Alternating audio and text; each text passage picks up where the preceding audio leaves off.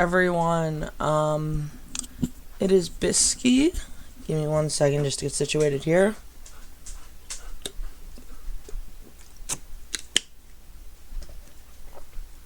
Still kind of early.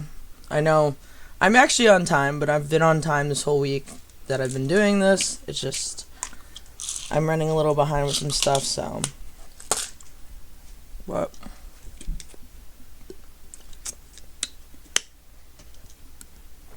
But today, if you can't tell, we are, sorry, I don't mean to have that playing back. Today we are reading Coraline, and I am actually really excited about this live, because Coraline is actually my favorite movie. If you didn't know, Coraline is actually one of my favorite books. I actually like that centered. I don't know why, but that looks really cool centered. But Coraline is one of my favorite books. My second favorite book is The Outsiders. And I think my third is probably Speak is my third favorite book, if I have to be completely honest. So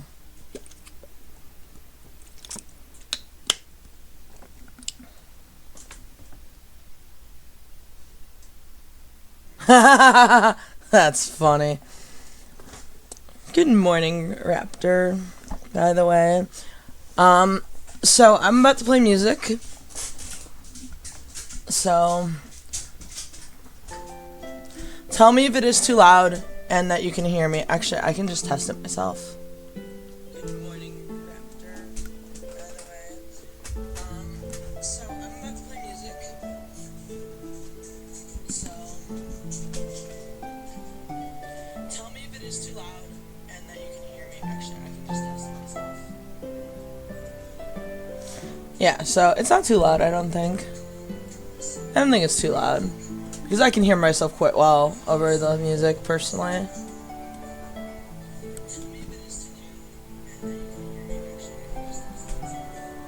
Actually, it might be a little loud, because I can...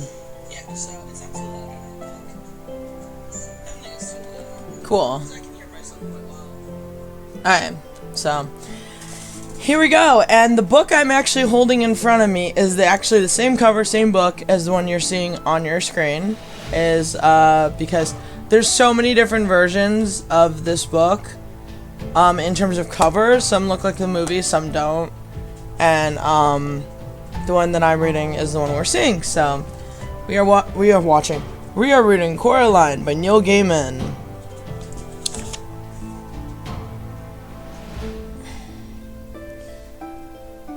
Mine, at least, the one we're reading, the magical New York Times bestseller, Rise to Your Feet and Applaud Coraline is the Real Thing. Philip Pullman, author of his Dark Materials. So, I am not the best reader, I'm gonna warn you guys, so, and it's okay. I'm not gonna lie, I'm not the best reader. I mean, I'm not very confident in reading, but I'm gonna do it anyway because I really like this book. The only difference between mine and the one you're seeing is mine has a 10th anniversary sticker in the front that says with a brand new foreword from the author and more 10th anniversary edition is what mine is, with illustrations by Dave McKean, and I want to make sure everybody gets their recognition they deserve. So, and the illustrations to this are pretty cool. So,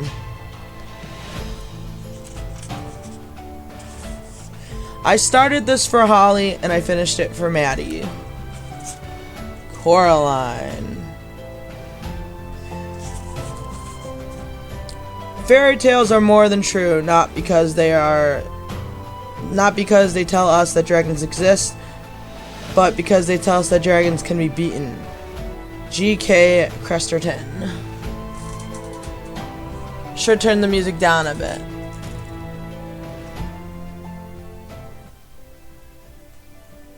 How is that? Is that better?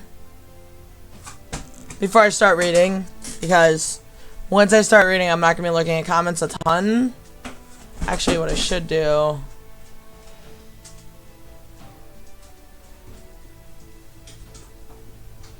I might... Yeah, I can manage the stream here, I think. Too low. Alright, what about there?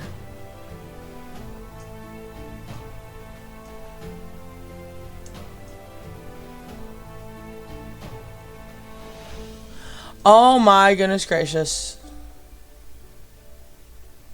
Right there. Jeez.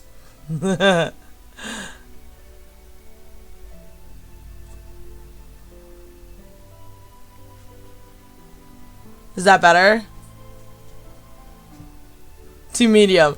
Raptor, I swear. Is that good? Like, seriously, is that good? Before I start reading.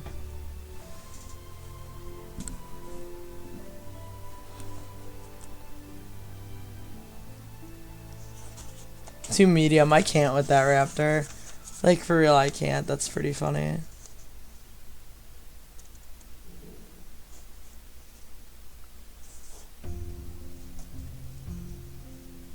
Alright. Nobody's complaining, so I think we're okay.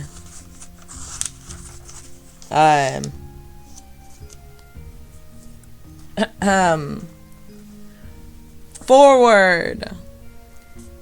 Coraline. We moved into our flat in the... Oops, hold on. I know, it sounds good to me. I'm on mobile. It may sound different. Okay. Immediately forgot to set my 12:30 alarm. Whoopsies. There we go. Anywho.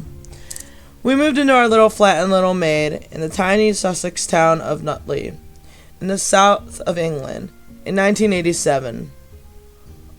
Once on a time, it had been a manor house built for the old man who once owned the house, before he sold it to a pair of local builders. Told me, the physician to the King of England himself.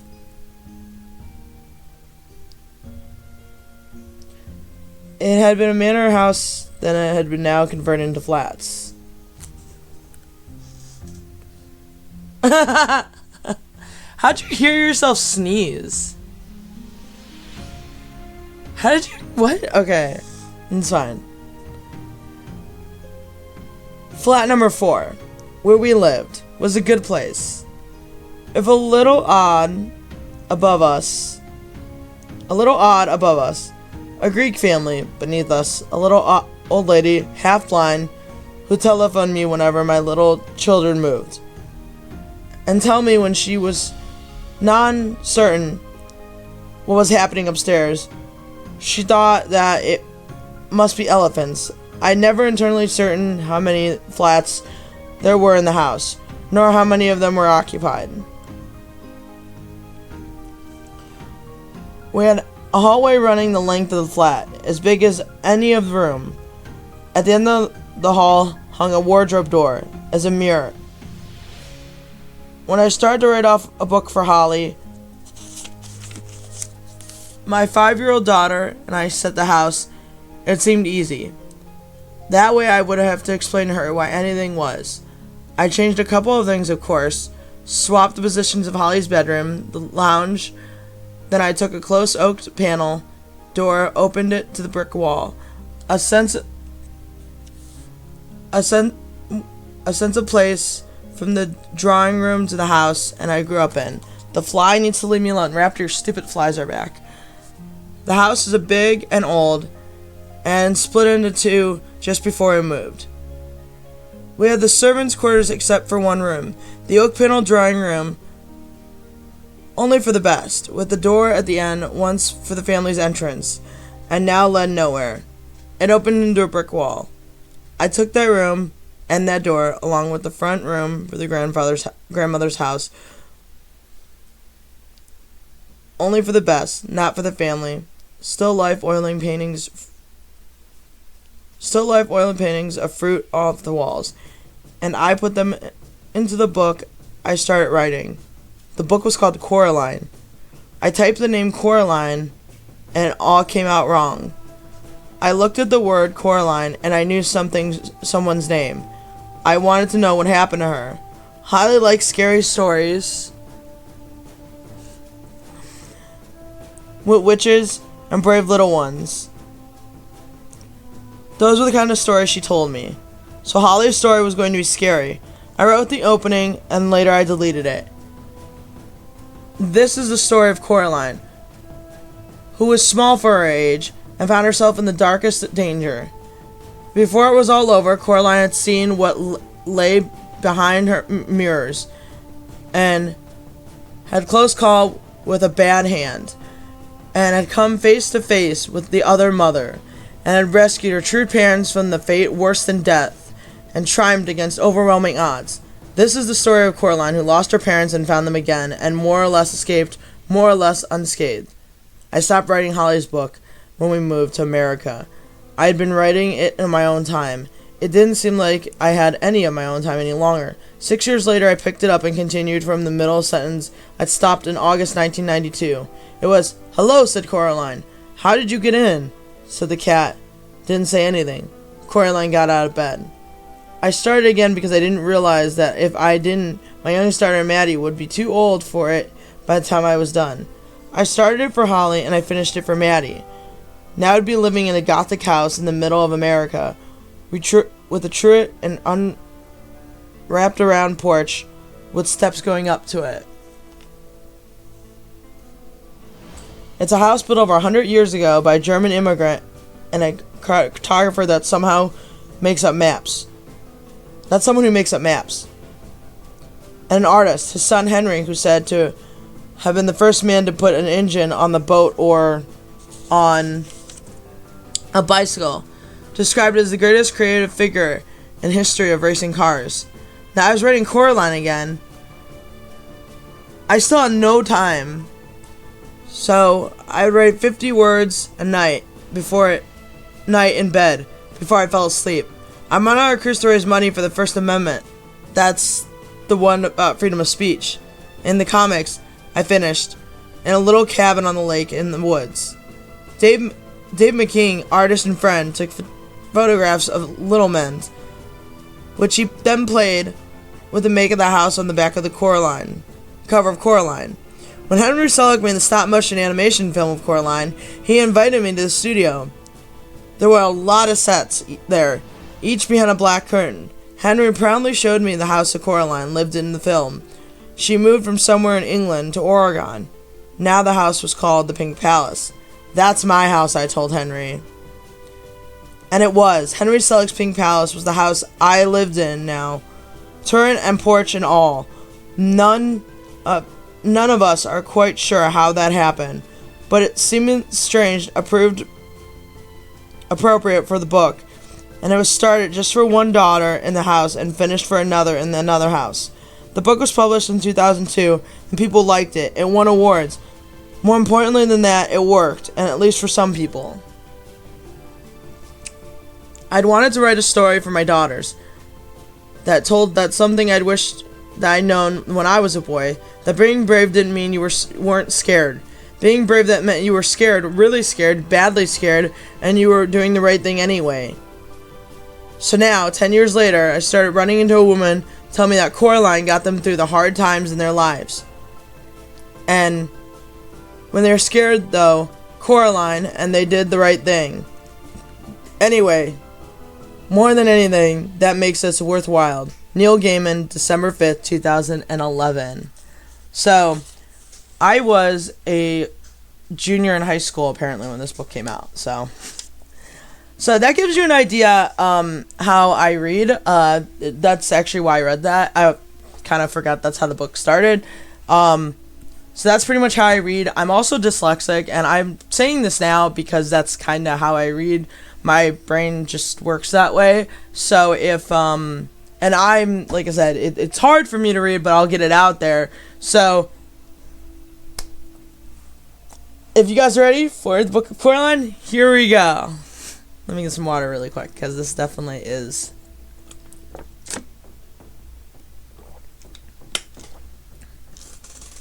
I'm going to add a tag.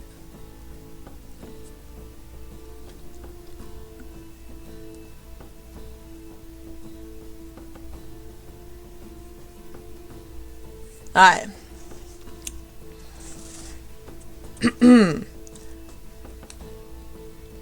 Coraline discovered the little door after they moved into the house. It was a very old house. It had an attic under the roof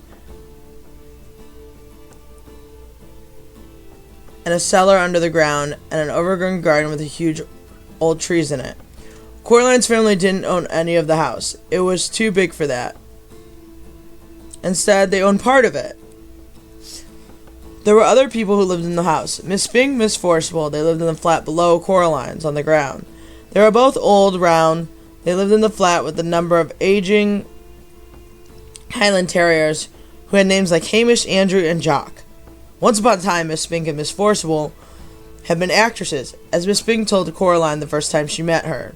"You see, Caroline," Miss Spink said, getting Coraline's name wrong. "Both myself and Miss Forcible were famous actresses in our time. We're tried, broads, lovely. Oh, don't let Hamish eat the fruitcake, or he'll be up all night with his tummy." "It's Coraline, not Caroline. Coraline," said Coraline. In the flat above Coraline's, under the roof, was a crazy old man with a big mustache. He told Coraline that he was training a mouse circus. He wouldn't let anyone see it.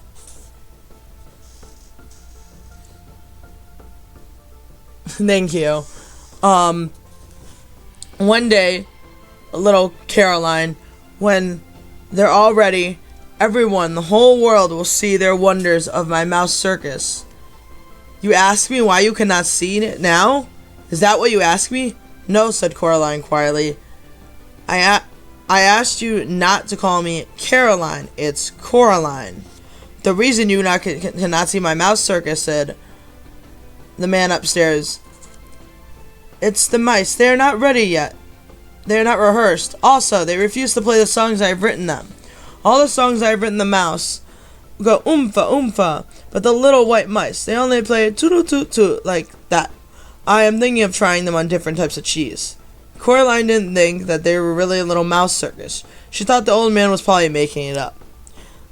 The day after they moved in, Coraline was exploring. She explored the garden. It was a big garden, and the very back of the old tennis court. But no one in the house played tennis, and the fence around the court had holes in it, and the net mostly rotted away. And there was an old rose garden filled with stunted, fly-blown rose bushes. There was a rockery with all rocks. There were fairy rings made from squidgy brown toadstools, which smelled dreadful if you accidentally trod on them. There was a well. On the first day Coraline's family moved in, Miss Spink and Forcible made a point of telling Coraline how dangerous the well was. They warned her to be sure to keep away from it. So Coraline set off to explore for it. So she knew where it was to keep away from it properly. She found it on the third day. It was overgrown meadow beside the tennis court, behind the clump of trees. A low brick circle almost hidden in the high grass. The well had been covered upon wooden boards to stop anyone from falling in. There was a small knot hole in one of the boards, and Coraline spent the afternoon dropping pebbles and acorns in the hole, waiting and counting until she heard the plop as it hit the water from far below. Coraline also explored for animals. She found a hedgehog, a snake skin, but no snake, a rock that looked like a frog, a toad that looked just like a rock. There was also a hotly black cat who sat on the wall's tree stumps and watched her slip away if ever went to try to play with it. That's how she spent her first 2 weeks. There we go. In the house, exploring the garden and the grounds. Her mother made her come back inside for dinner and lunch, and Coraline had to make sure she was dressed up warm before she went out. For it was cold and summer this year, but she had to go out. Let's try again. For it was a very cold summer this year, but go out she did, exploring every day until the day it rained, when Coraline had to stay inside.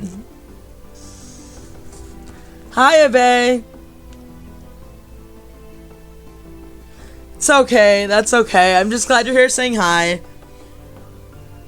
"What should I do?" said Coraline. "Read a book," said Mother. "Watch a video. Play with your toys. Go pester Miss Fink and Miss Forcible, or the crazy old man upstairs." "No," said Coraline, "I don't want to do those things. I want to explore." "I don't really mind what you do," said Coraline's mother, "as long as you don't make a mess." Coraline went to the window and watched the rain come down. It wasn't the kind of rain you could go out in. It was the other kind, the kind that you threw itself down the sky and splashed where it landed. It was the kind of rain that meant business, and currently its business was turning the garden into a muddy, wet soup.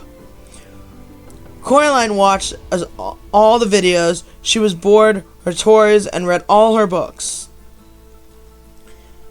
She turned on the television. She went from channel to channel to channel, and there was nothing on but men in suits talking about stock market and talk shows. Eventually she found something to watch, but the last half of a nature program about something called protective colorization. She watched animals, birds, insects, which disguise themselves as leaves and twigs and other animals to escape from things that could hurt them. She enjoyed it, but it ended too soon and was followed by a program about a cake factory. It was time to talk to her father. Coraline's father was home. Both parents worked, doing things on computers, which meant they were home a lot of the time. Each of them had their own study. "Hello, Coraline," he said, without turning around. "Coraline, it's raining." "Yep," said the father. "It's bucketing down." "No," said Coraline, "it's just raining. Can I go outside?" "What did your mother say?"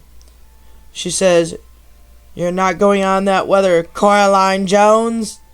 "Then no." "But I want to carry on exploring." "Then explore the flat," suggested her father. "Look, here's a piece of paper and a pen. Count all the doors and windows. List everything that's blue. Mount an expedition to discover the hot water tank. And just leave me alone to work."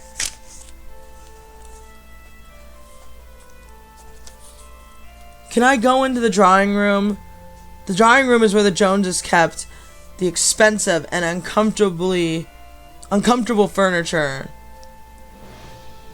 Coraline's grandmother had left them when she died. Coraline wasn't allowed in there. Nobody went in there. It was only for the best. If you don't make a mess and you don't touch anything. Coraline considered this carefully. Then she took a piece of paper and a pen and went off to explore the inside of the flat. She discovered the hot water tank. It was the cupboard in the kitchen. She counted everything that was blue, 153. She counted the windows, 21. She counted the doors, 14. Of the doors that she found, 13 open and closed.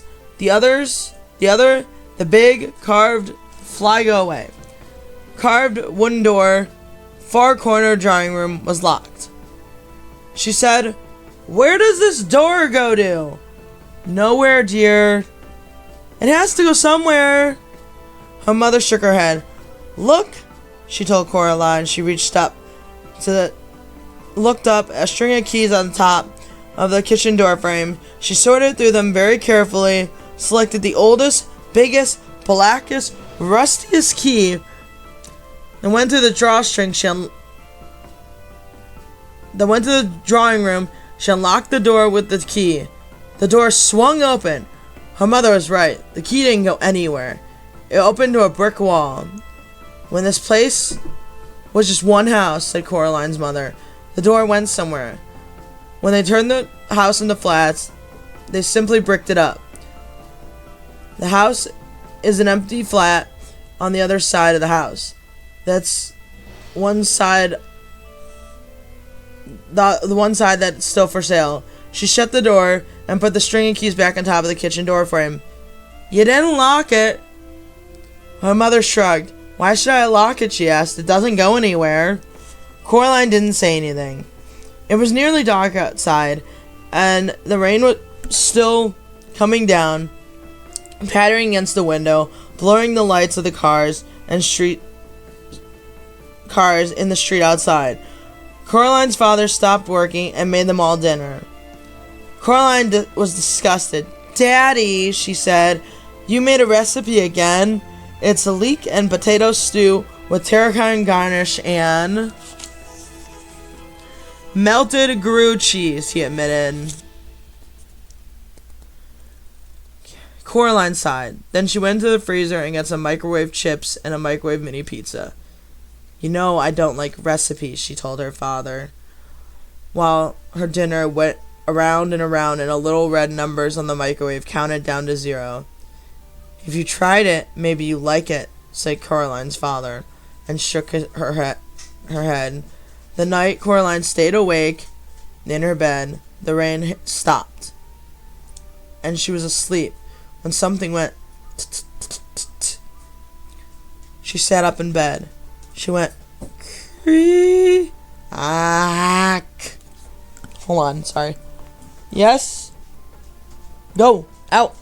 Out. Shoo." Sorry, that's not part of the book. The dog's in my room. "Go. Out. Skedaddle. Out of here." Alright, sorry about that.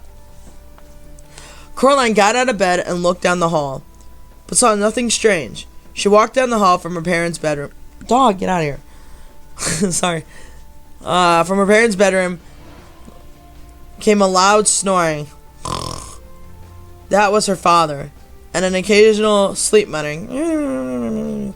That was her mother. Coraline wondered if she dreamt it.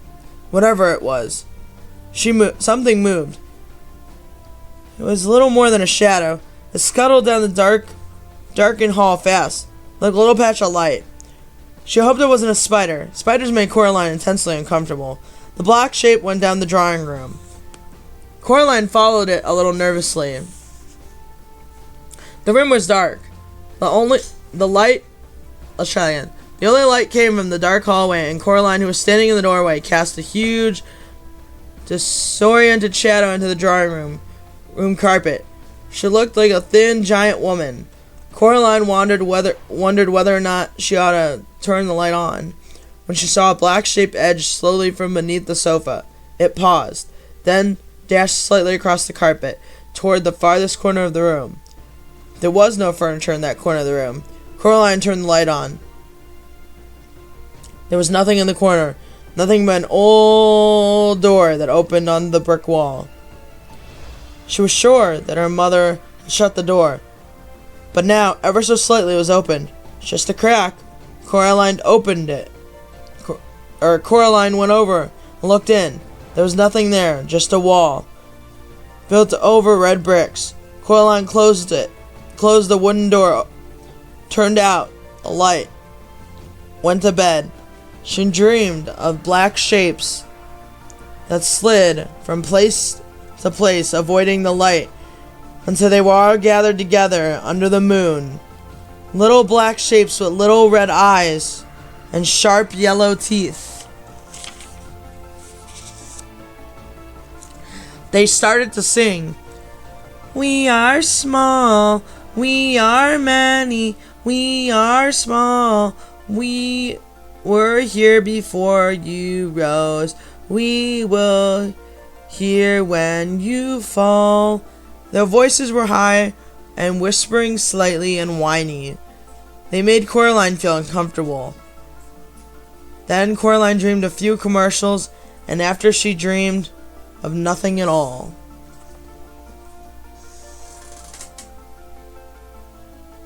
Give me 1 second. Jeez, the dog Okay, the dog knocked something over. Give me 1 second. Let me make sure I don't lose my place in here. God. And I know I'm not muted. Nope. Nope.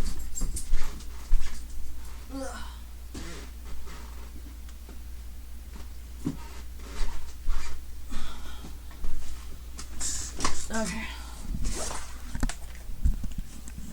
I'm back. Sorry. So it's so funny because I always forget, because I don't want to give anything away, and then because I don't know who has read this book and who hasn't. But this book is really good. I don't know if you guys prefer having the music or not.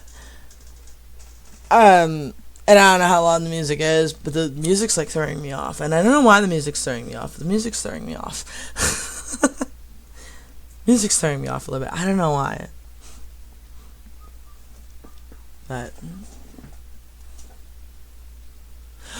actually, low key, Lord of the Flies was actually a really, really good book. It's really weird though, and the movie was a hit or miss for me because really quick, I'll talk to the chat for a second because this book is like Lord of the Flies was like a really good book.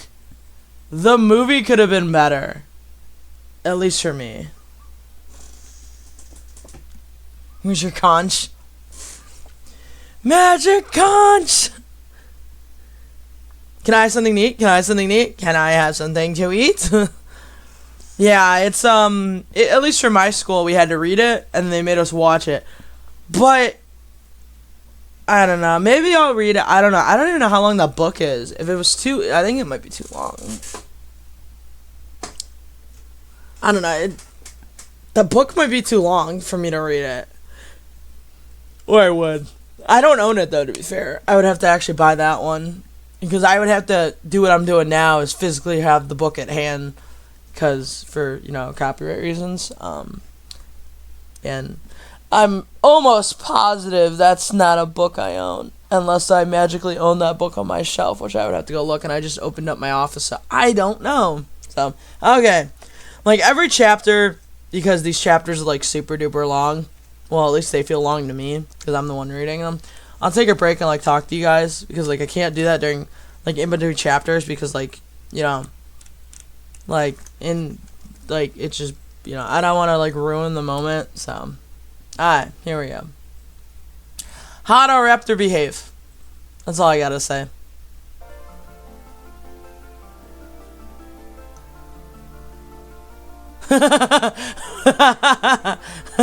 That's pretty much what it's about. Like, seriously. Alright. The next day it had stopped raining, but a thick white fog had lowered over the house. I'm going for a walk, said Coraline. Don't go too far, said her mother, and dress up warmly. Coraline put on her blue coat with a hood, her red scarf with the yellow Wellington boots. She went out. Miss Spink was walking her dogs. Hello, Caroline, said Miss Spink. Rotten weather. Yes, said Coraline. I played Portia once, said Miss Spink. Miss Forcible talks about her Ophelia, but my Portia they came to see. When we trod then boards, Miss Spink was bundled up in pullovers and cardigans, so she seemed more small and circular than ever. She looked like a large, fluffy egg. She wore thick glasses that made her eyes seem huge. They used to send flowers to my dressing room. They did, she said.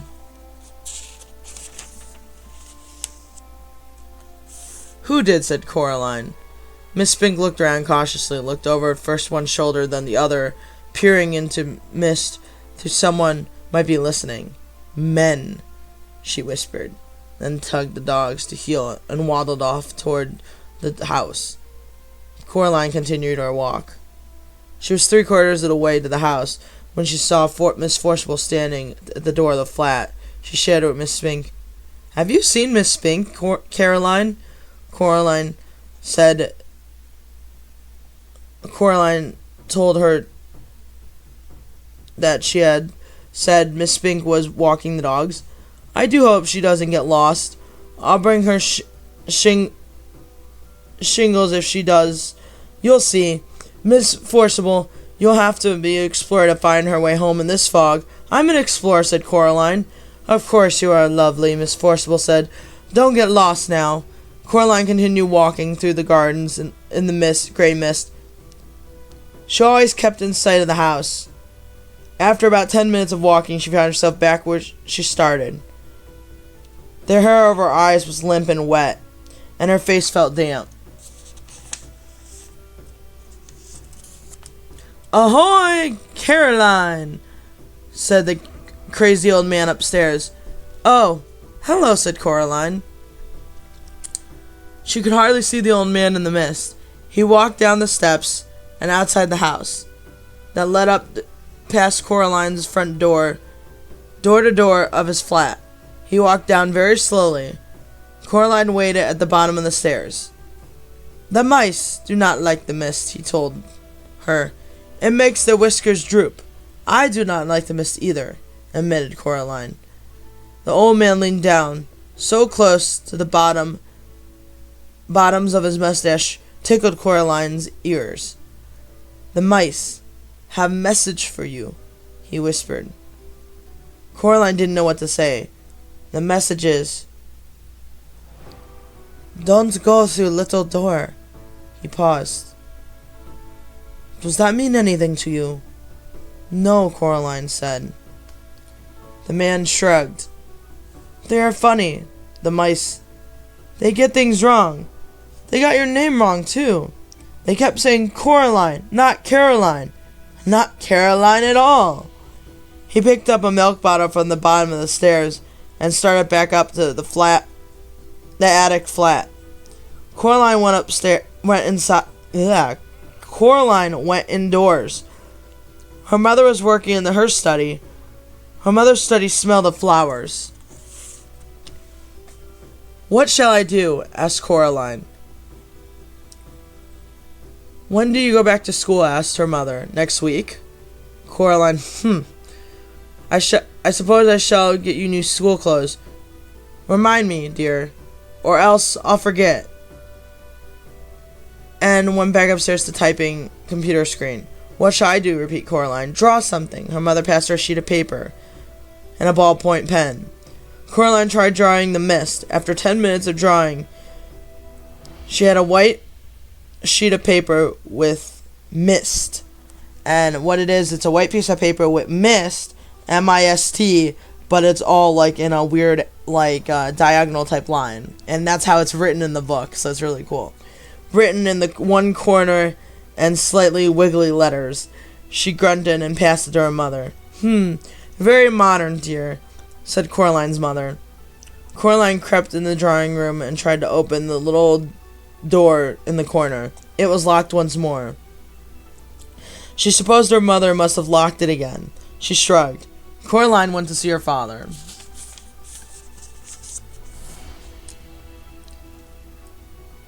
He had his back turned.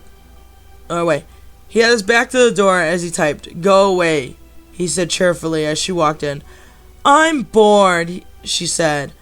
"Learn how to tap dance," he suggested without turning around. Coraline shook her head. "Why don't you play with me?" "Busy," he said. "Working," he added. He hadn't turned around to look at her. "Why don't you go bother Miss Spink and Miss Forcible?" Coraline put on a coat and pulled up her hood and went outside. She went downstairs and rang the door of Miss Spink and Forcible. Coraline could hear the frenzied woofing as the Scotty dogs ran into the hall. After a while, Miss Spink opened the door. "Oh, it's you, Caroline," she said. "Angus, Hamish, Bruce, down now, lovelies. It's only Caroline. Come in, dear. Would you like a cup of tea?" The flat smelled of furniture, polish, and dogs. "Yes, please," said Coraline. Miss Spink led her into a little dusty room, which she called the parlor. On the walls were black and white photographs of pretty women. Theater programs framed. Miss Forcible was sitting in one of the armchairs, knitting hard. They poured Coraline a cup of tea in a little pink bone china cup with a saucer. They gave her a dry biscuit to go with it. Miss Forcible looked at Miss Spink, picked up a knitting, and took a deep breath. "Anyway, April, as I was saying, you still have to admit there's life in this old dog yet. Miriam, dear, neither of us are as young as we were." "Madame Marquis," replied Miss Forcible, "the nurse in Romeo, Lady Beckner, character parts. They can't retire you from the stage." "Now, Miriam," agreed Miss Spink. Coraline wondered if they had forgotten she was there. They weren't making much sense. She decided they were having an argument as old and comfortable as an armchair. The kind of argument that no one will ever really win or lose, but which could go on forever if both parties are willing. She sipped her tea. "I'll read your leaves if you want," said Miss Spink to Coraline. "Sorry?" said Coraline. "The tea leaves, dear. I'll read your future." Coraline passed Miss Spink her cup. Miss Spink peered short-sightedly at the black leaves in the bottom of her... the black tea leaves in the bottom. She pursed her lips. Hold on 1 second. Ugh.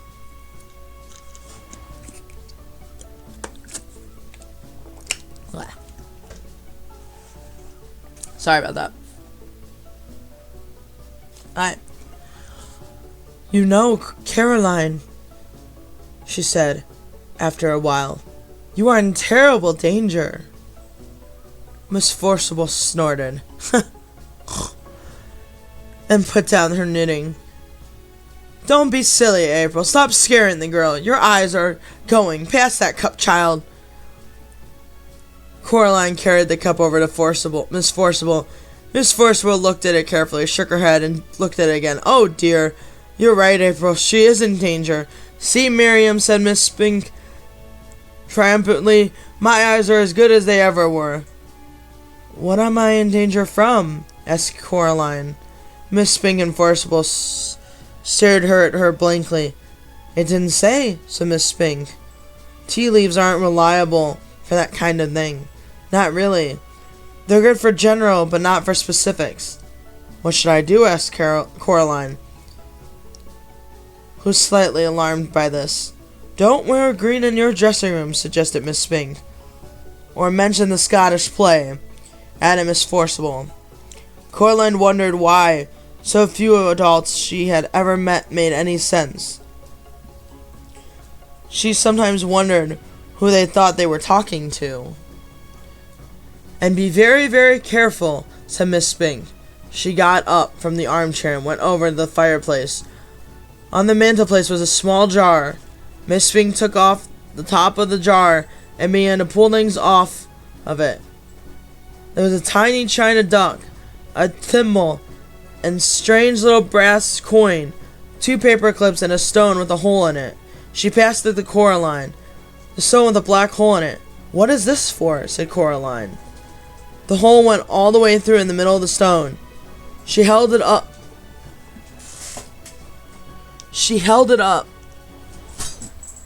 to the hole, or to the window, and looked through it. "It might help, Miss Spink. They're good for bad things sometimes." Coraline put it in her coat. She said goodbye to Miss Spink and Miss Forcible, and to the dogs, and went outside. Hold on, the cat's getting into something. I swear, I can't read without the cat's getting into shit.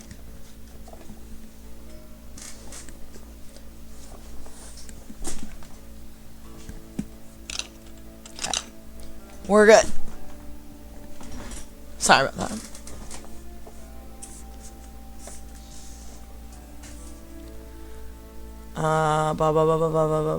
Where the hell were we? Say goodbye to the... Okay.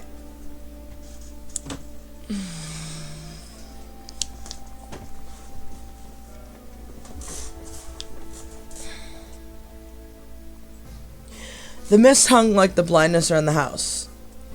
She walked slowly to the stairs up to her family's flat, and then stopped and looked around.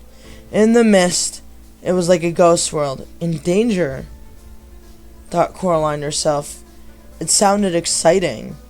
It didn't sound like a bad thing. Not really. Coraline went back upstairs. Her fists closed tightly around her new stone.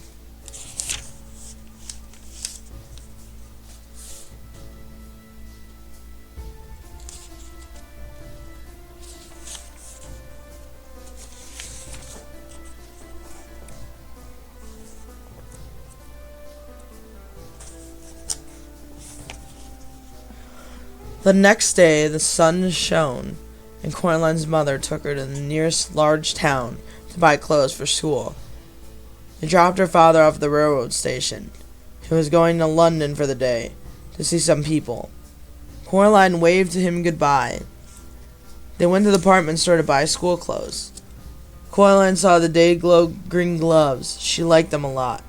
Her mother refused to buy them for her, preferring instead to buy white socks, navy blue school underpants, 4 gray blouses, and dark blue skirt. But Mom, everyone at school has got gray blouses and everything. Nobody's got green gloves. I could be the only one. Her mother ignored her. She was talking to the shop assistant. They were talking which kind of sweater to get for Coraline, and they were agreeing the best thing to do would be to get one of the most embarrassing, large, and baggy, in hopes that one day she might grow into it. Coraline wandered off and looked on display of Wellington boots shaped like frogs and ducks and rabbits. Then she wandered back. Coraline, oh, there you are. Where on earth were you? I was kidnapped by aliens, said Coraline. They came down from outer space with ray guns, but I fooled them by wearing a wig, and they laughed with a foreign accent, and I escaped. Oh dear, now I think you could do with some more hair clips, don't you? No. Well, let's say a half a dozen to be on the safe side. Her mother said. Coraline, did you say something? In the car on the way back home, Coraline said, What's in the empty flat? I don't know. Nothing, I expect. It probably looks like our flat before we moved in. Empty rooms. Do you think you could get in the other flat from our flat? Not unless you can walk through brick, dear. Oh. They got home around lunchtime. The sun was shining. Although it was cold, Coraline's mother looked in the fridge and found a sad little tomato and a piece of cheese with green stuff growing on it. There was crust and a bread bin. I better dash to the store and get some fish fingers or something, said Mother. Do you want to come? No, said Coraline.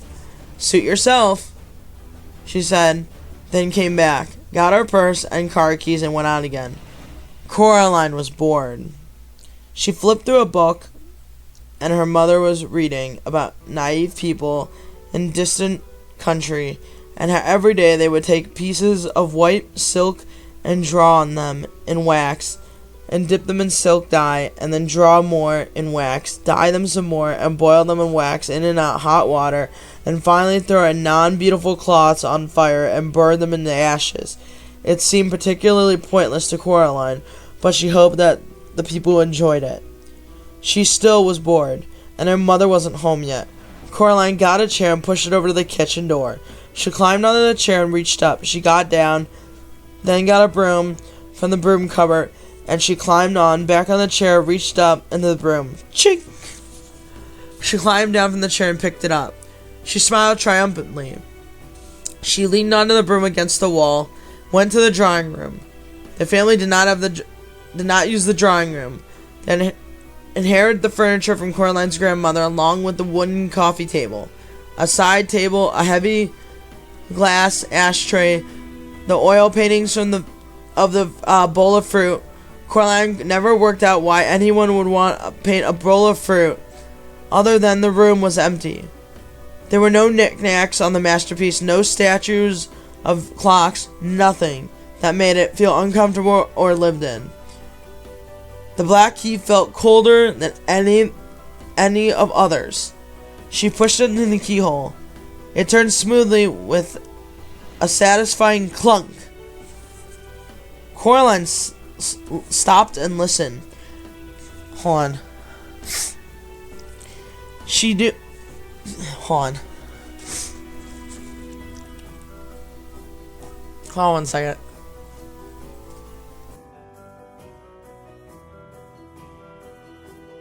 Sorry about that. She stopped and listened. She knew she was doing something wrong. She knew she was trying to listen for her mother coming back. But she heard nothing. Then Coraline put her hand on the doorknob. She turned it. She finally opened the door. It opened to a dark hallway. The bricks had gone as if they were never there. There was cold, musty smell. Hold on, this is like the wrong music for this part. Give me 1 second.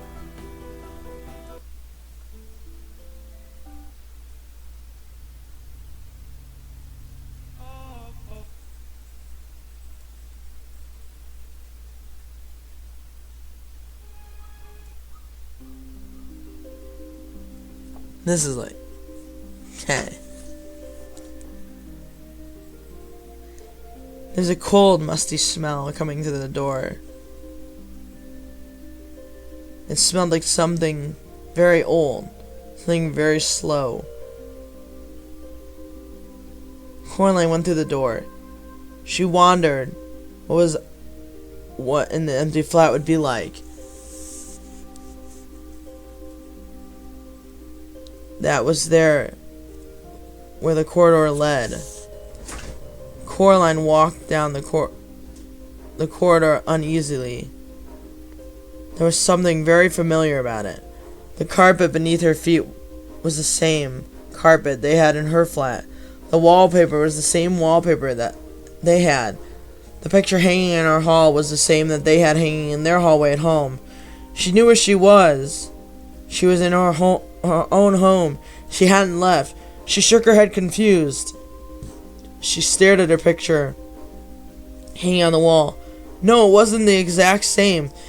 The picture had their own boy old-fashioned clothes staring at some bubbles. But now the expression on his face was different. He was looking at bubbles as if he was planning to do something very nasty indeed to them. And there was something particular about his eyes. Coraline stared at his eyes, trying to figure out what was different. She almost had it. But when somebody said, "Coraline?" it sounded like her mother. Coraline went into the kitchen, where the voice had come from.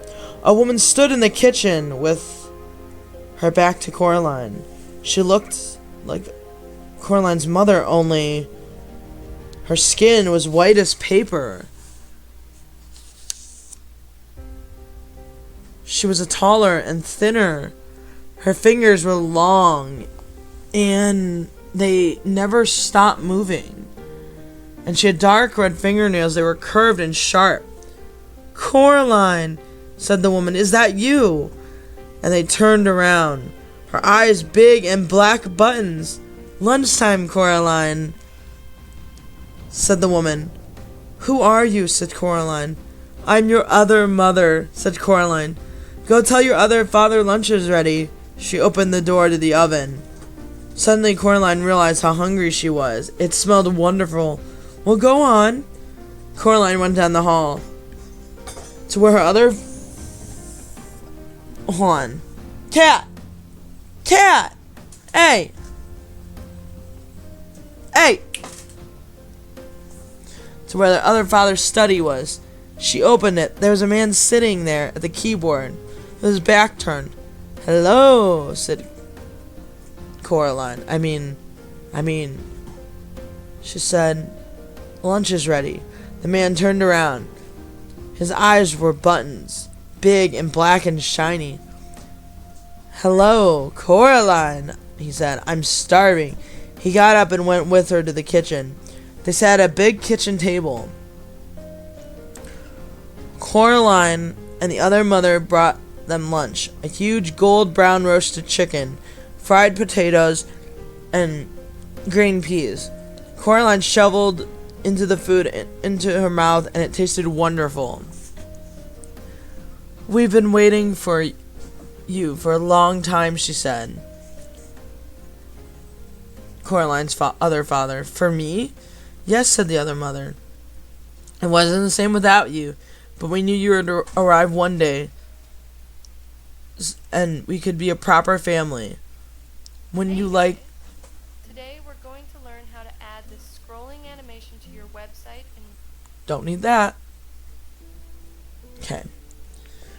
"Would you like some more chicken?" It was the best chicken that Coraline had ever eaten. Her mother sometimes made chicken, but it always came out packets or frozen. It was very dry, and it never tasted of anything. When Coraline's father would cook chicken, he bought real chicken, but it did strange things to it, like stewing it in wine or stuffing it with prunes or baking in pastry.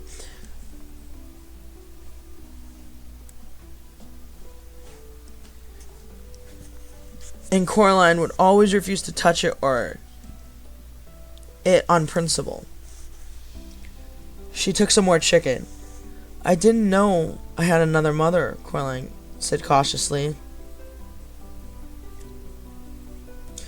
Of course you do. Everyone does. And the other mother said, her black button eyes gleaming. After lunch, I thought you might want to play games in your room with the rats. The rats? From upstairs. Coraline had never seen a rat except on television. She was quite looking forward. This was turning out to be a very interesting day after all. After lunch, what are you? Hold on. Listen to music for 1 second. Cat.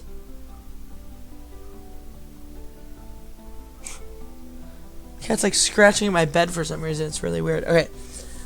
After lunch, her other parents did the washing up, and Coraline went down the hall to play in her other bedroom. It was different from the other bedroom at home. From the start, it was painted in an off-putting shade of green, a particular shade of pink. Coraline decided she wouldn't want to have sleep in here, but the color scheme was awful lot more interesting than her own bedroom. There were sorts of remarkable things she would have never seen before.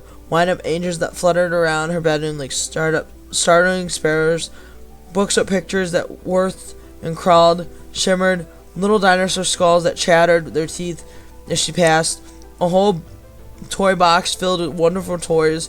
This is more like it, thought Coraline. She looked out. Oopsies. She looked out of the window. Outside view was the same as she saw from her own bedroom. Trees, fields beyond the distant horizon, distant purple hills. Something black scurried across the floor and vanished under her bed. Coraline got down on her knees and looked under her bed. 50 little red eyes stared back at her. "Hello," said Coraline. "Are you the rats?" They came out from under her bed, blinking their eyes in the light. They had short, soot black fur, little red eyes, pink paws like tiny hands, and pink hairless tails, long, smooth worms, like smooth worms. "Can you talk?" she asked. The largest, blackest rats. It had unpleasant smile, Coraline thought. "Well," asked Coraline, "what do you do?" The rats formed a circle, then began to climb on top of each other, very carefully, but swiftly until they formed a pyramid with the largest rat on top. The rats began to sing with a high, whispery voice. "We have teeth, we have tails, we have tails, we have eyes. We were here before you fell, we will be here when we rise." It wasn't a pretty song. Coraline wasn't sure where she heard it before, or something like that, although she wasn't able to remember exactly where.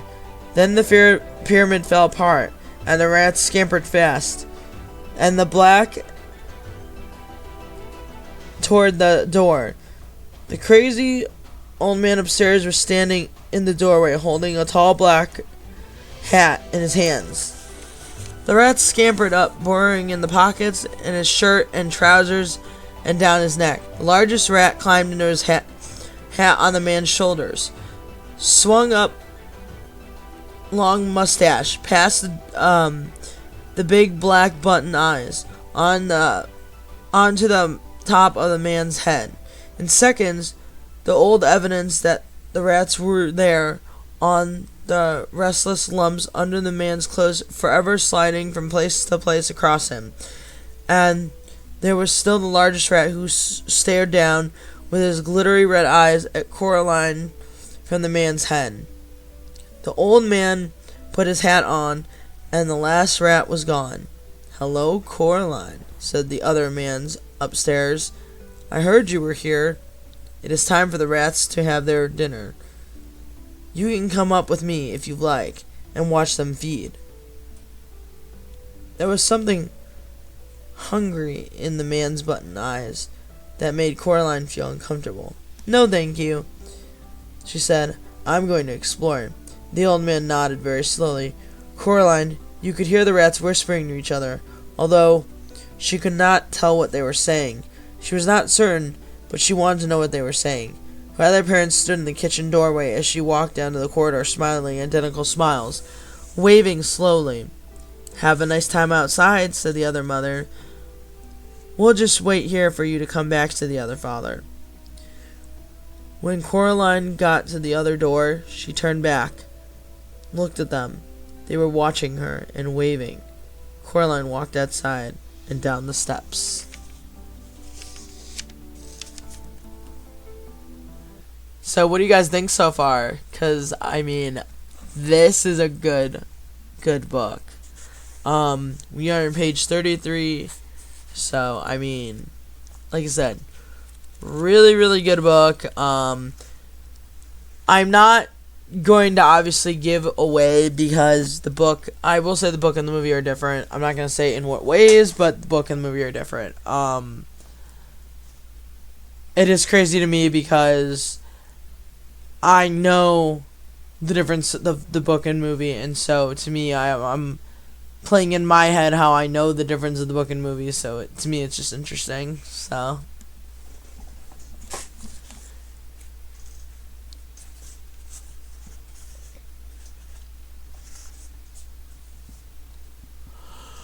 ooh.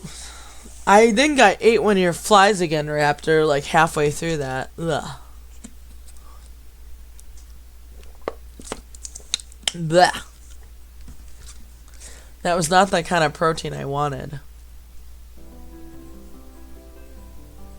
Food for the soul. Yeah.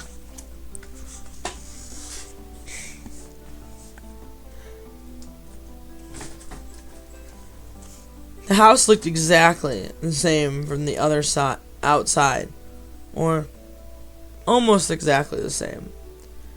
Around Miss Spink and Forceful's door were blue and red light bulbs that flashed on and off, spelling out the words, and lights chasing each other around the house. On and off around astounding was followed by a theatrical and then triumph. It was sunny, cold day, exactly like the one she had left. There was a polite noise from behind her. She turned around. Standing on the wall next to her was a large black cat, identical to the large black cat she had seen on the grounds at home. "Good afternoon," said the cat. Its voice sounded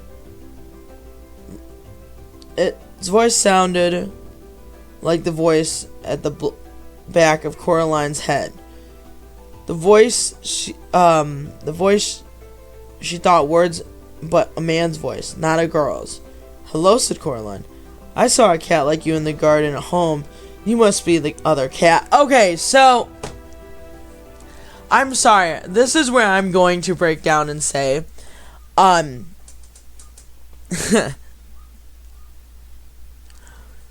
no matter what, even if you haven't seen the movie of Coraline,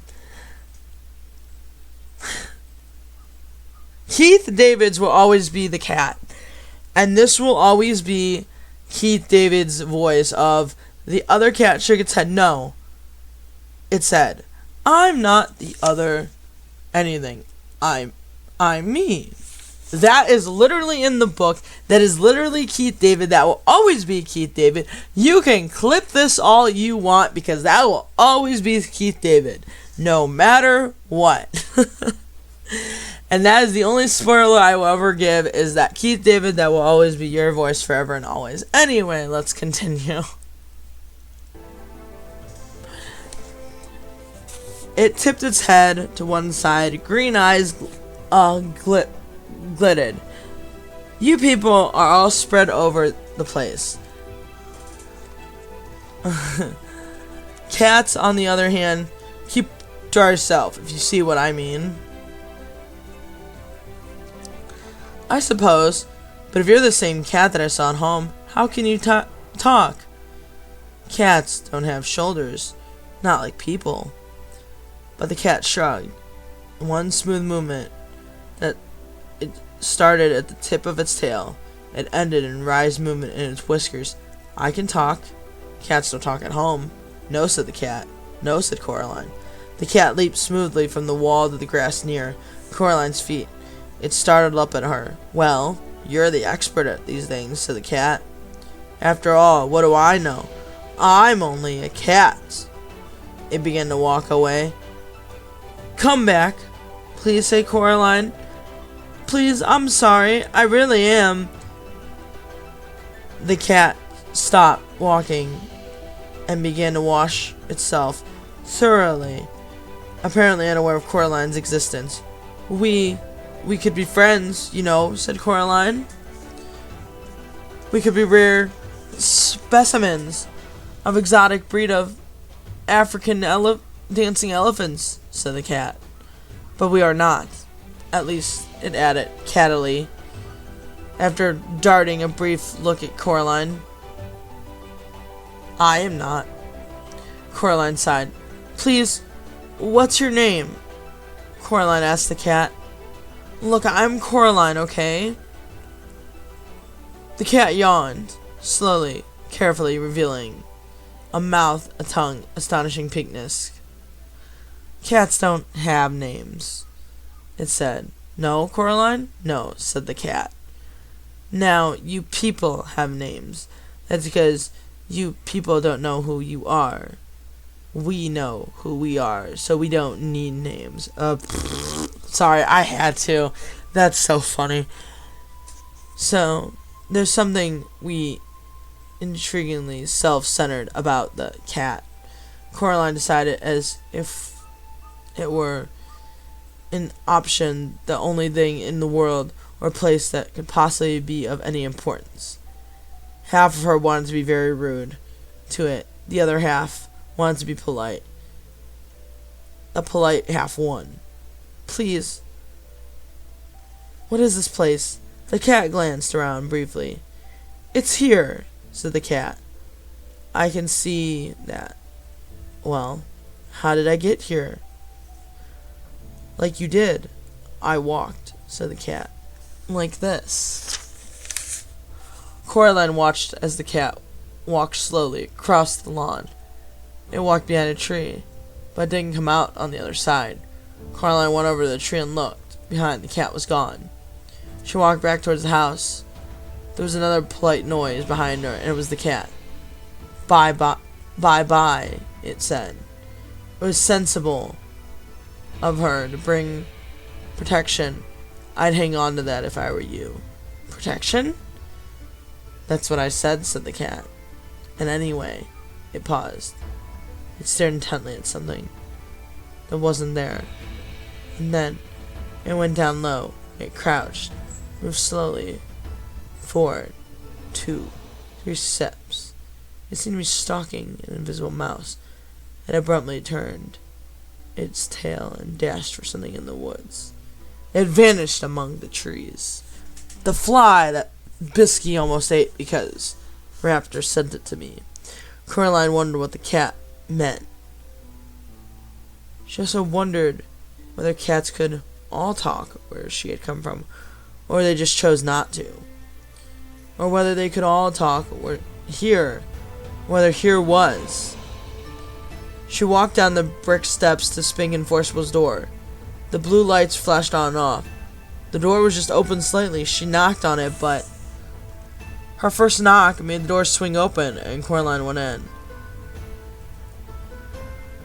She was in the dark room, and it smelled of dust and velvet. The door swung shut behind her, and the room was black. Coraline edged forward into a small anteroom. Her face blushed against something soft. It was cloth. She reached up and her hand pushed into a cloth. It parted. No, you're not innocent, Raptor. Just kidding. She stood blinking on the other side of the velvet curtain. Poorly lit theater, far away, the edge. Room. A high wooden stage, empty, bare, a dim spotlight shining high above it. There was seats between Coraline and the stage. Rows and rows! She heard a shuffling noise. A light came towards her, swinging from side to side. It came closer. Saw a light coming from a flashlight, being carried by the mouth of a large Scotty dog. It was muzzle gray with age. "Hello," said Coraline. The dog put the flashlight down on the floor and looked at her. "Right. Let's see your ticket," he said gruffly. "Ticket?" "That's what I said. Ticket. I haven't got all day. You know, you can't watch the show without a ticket." "Coraline, I don't have a ticket," she admitted. "Another one," said the dog gloomily. "Come here."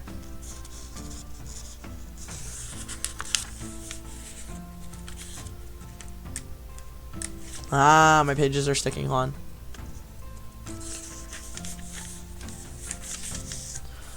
Bold as anything.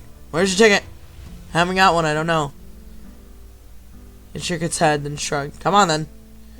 He picked up the flashlight with his mouth, trotted off into the dark. Coraline followed. When he got near the front of the stage, he stopped. Shone the flashlight onto an empty seat. Coraline sat down, and the dog wandered off.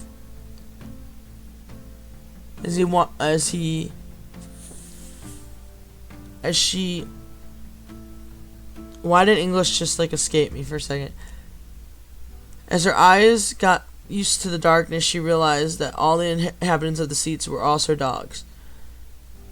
She was suddenly hissing noises from the stage. Coraline decided it was the sound of scratching old records being put on a record player. They soon became noises of trumpets, and Miss Spink and Forcible came on stage. Miss Spink was riding a one-wheeled bicycle and juggling poles. Miss Forcible skipped behind her holding a basket full of flowers. She scattered the flowers petals across the stage as she went, then reached in front of the stage. Miss Spink leaped nimbly off the unicycle as two old women bowed. All the dogs thumped their tails and barked enthusiastically. Coraline clapped politely. They unbuttoned their fluffy round coats, but their coats weren't all open. Their faces open too, like empty shells. And out of the old, empty, fluffy, round bodies stepped out two young women. They were thin, pale, white, pretty, and black buttons. The new Spink was wearing green tights, high brown boots, and they went most of the way up her legs. The new Forcible wore a white dress and flowers in her long yellow hair. Coraline pressed her back against her seat. Miss Spink went off the stage, and the noise of the trumpet squealed as her gramophone needles dug into the way across the record and was pulled off. "This was my new favorite bit," whispered the dog in the next seat over her to her. The other Miss Forcible picked up a knife out of the box in the corner of the stage. "Is this a dagger that I see before me?" she asked. "Yes," shouted the little dogs, "as it is." "It is." Miss Forcible curtsied as the other dogs applauded again. Coraline didn't bother clapping this time. Miss Spink came back, slapped her thigh, and the little dogs whooped. "And now," Miss Spink said, "Miriam, I proudly present to you an exciting addendum in theatrical exposition. Do I need a volunteer?" The little dog next to Coraline nudged her with her foot, or nudged her and its front paw. "That's you," it hissed. Coraline stood up and walked steps on stage. "Can I have a big round of applause for a young volunteer?" said Miss Spink. The dogs woofed and squealed, thumped their tails in the velvet seats. "What's your name?" "Coraline," said Coraline.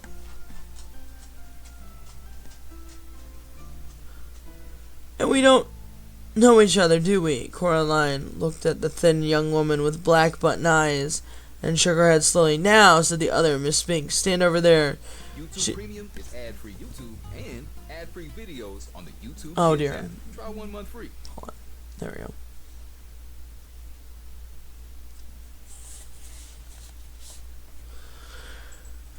Stand over there, she said, led Coraline over to a board by the side of the stage and put a balloon on top of Coraline's head. Miss Spink walked over to Miss Forcible and blindfolded Miss Forcible's buttoned eyes with a black scarf and put the knife on her hands. And she turned around 3 or 4 times and pointed to Coraline. Coraline held her breath and squeezed her fingers into 2 tight fists. Miss Forcible threw the knife at the balloons. It popped loudly, and the knife struck into the board above Coraline's head. And there, Coraline breathed out. The dogs went wild. Miss Spink gave Coraline a very small box of chocolates and thanked her for being such a good sport. Coraline went back into her seat. You were very good, said the little dog. Thank you, said Coraline. Miss Spink and Miss Forcible began juggling with huge wooden clubs. Flies, go away. Miss Spink and Miss Coraline opened the box of chocolates. The dogs looked at them longingly. Would you like one? Asked the little dog. Would you like one? She asked the little dog. Yes, please, whispered the dog. Not toffee ones. They make me drool. I thought chocolates weren't good for dogs, she said, remembering something Miss Forcible had once said. Maybe where you're from, whispered the little dog. Here, we all eat them. Coraline couldn't see what the chocolates were in the dark. She took an experimental bite off one of them. It turned out to be coconut. Coraline didn't like coconut. She gave it to the dog. Thank you, said the dog. You're welcome, said Coraline. Miss Forcible and Spink were doing some acting. Forcible was sitting on a stepladder. Miss Spink was standing at the bottom. What's in a name, said Miss Spink. That's which was called a rose by another name. What smell is sweet. Have you got more chocolates, said the dog. Coraline gave the dog another chocolate. I know not to tell who I am, Miss Spink, said Forcible. This is a bit finishes soon, whispered the dog. Then they started folk dancing. How long does this go on for, said Coraline. The theater. All the time, said the dog. Forever and always. Here, Coraline said, keep the chocolates. Thank you, said the dog. Coraline stood up. See you soon, said the dog. Bye, said Coraline.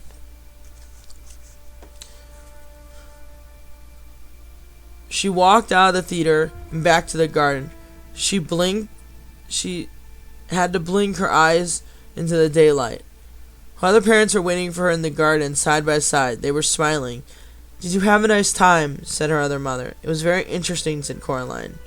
The 3 of them were walking back to Coraline's other house together. Coraline's other mother stroked Coraline's hair with her long white fingers. Coraline shook her hands. Don't do that, Coraline, said Coraline. Her other mother took her hand away. So, said her other father, do you like it here? I suppose. It's much more interesting than my other home. I'm glad you like it here, said the other mother, because we would like you to think, because we'd like to think that this is your home. You can stay here forever if you want. Said Coraline. She put her hands in her pockets. And think about it. She touched the stone that the real Miss Spink and Forcible had given her that day before, the stone with the hole in it.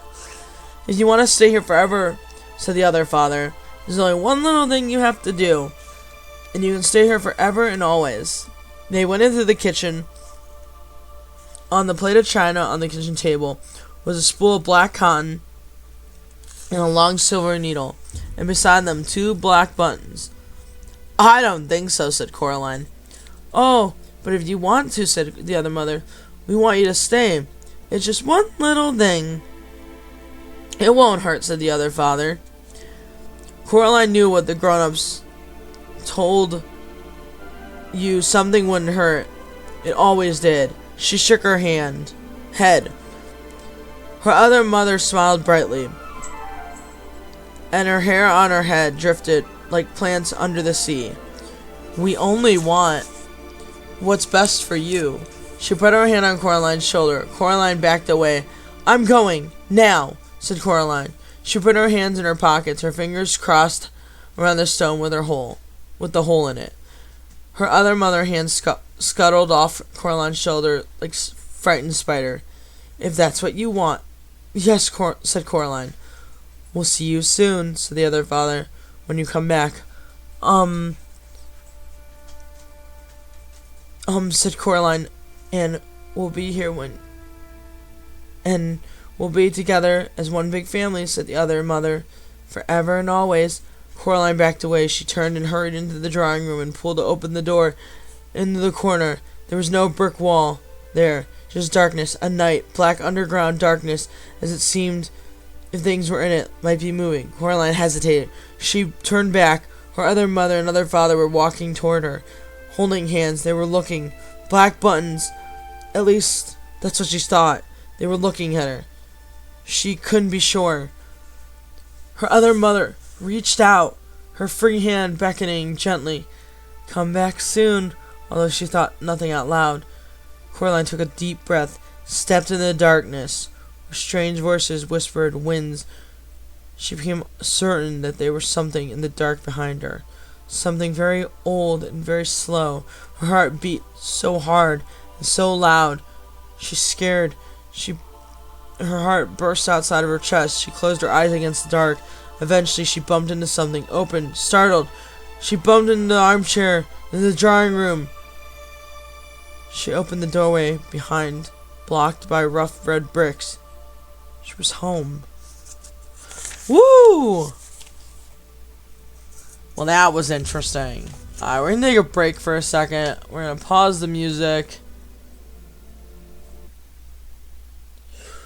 We're gonna stand up for a second. So, we're gonna play the just random music for a second.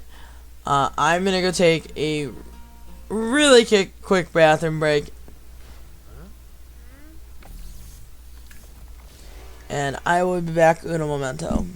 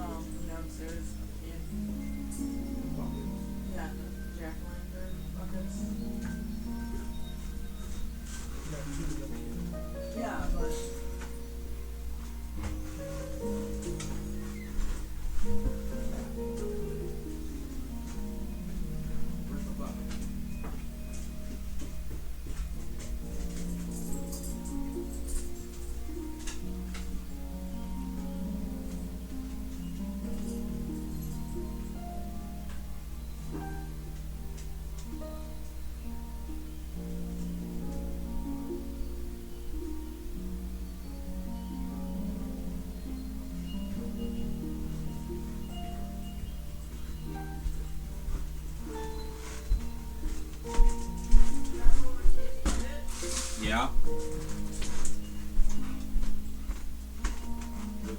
They're both together. Yeah. You know, I haven't read this in a while, Yeah. and I forgot this is how this one is.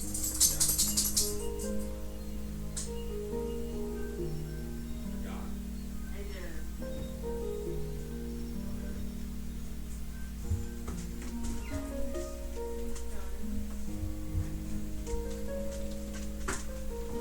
Hey, out of the room. Out of the room, small and stringy.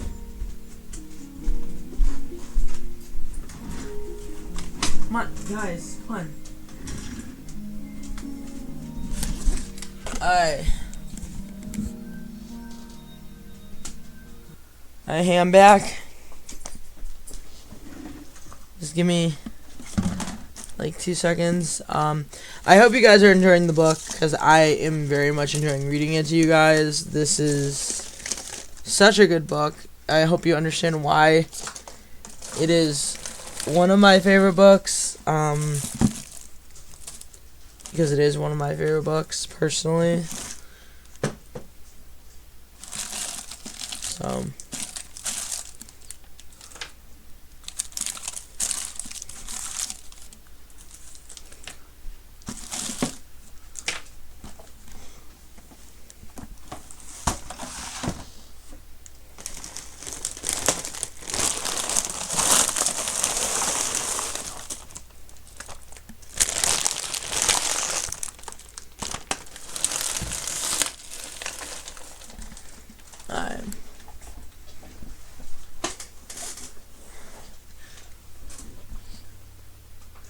we're going to take a tiny little water break.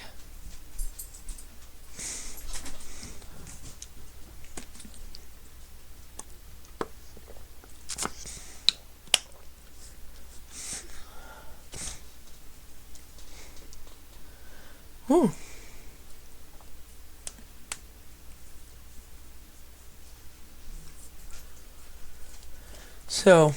So far, Coraline escaped the other world. We met the other parents, and they want her to stay, and obviously she's not going to, so hopefully she doesn't. We don't know, though, so...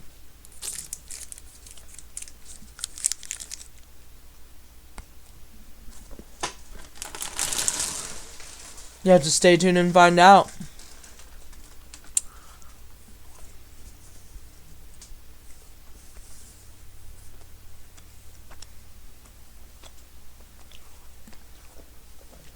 I'm gonna get one more drink of water, and then we're good to go. Hi.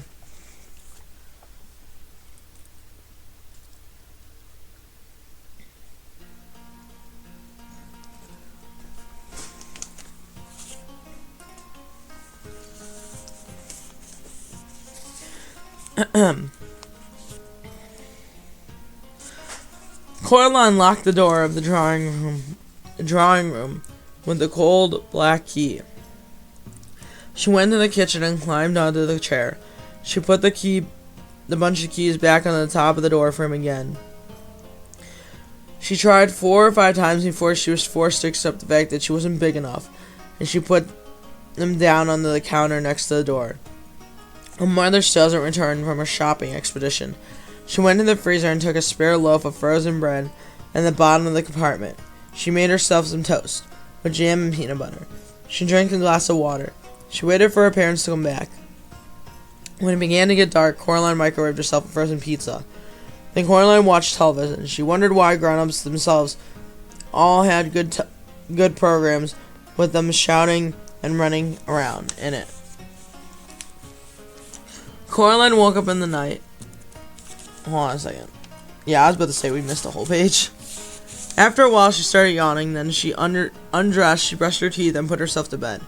In the morning, she went into her parents' room, but their bed hadn't been slept in. They weren't around. She ate a can of spaghetti for breakfast. For lunch, she had a block of cooking chocolate and an apple. The apple was yellow and slightly shriveled, but it tasted sweet and good. For tea, she went down to see Mrs. Spink and Forcible. She had 3 digestive biscuits and a glass of limeade and a cup of weak tea. Limeade was very interesting. It didn't taste of anything like limes. It tasted of bright, vaguely chemicals. Coraline liked it enormously. She wished they had it at home.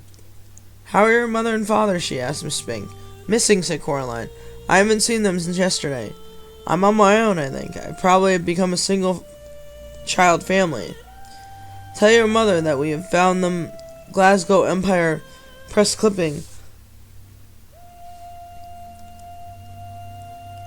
We were telling them about her. She seemed very interesting when Miriam mentioned them to her. She's vanished under mysterious circumstances, she said, Coraline, and I believe my father has as well. I'm afraid we'll be out all day, Caroline. Lovely, said Miss Forcible. We'll be staying over at April's niece at the Royal Tunbridge Wells, said Coraline, a photographer album with photographers of Miss Pink's niece in it, and Coraline went home. She opened her money box and walked down to the supermarket. She bought 2 large bottles of limeade and chocolate cake, and a new bag of apples, and went back home and ate them for dinner. She cleaned her teeth and went to her father's office. She woke up to the computer and wrote a story. Coraline's story. There was a girl. Her name was Apple. She used to dance a lot. She danced and danced until her feet turned into SOSSAJESS.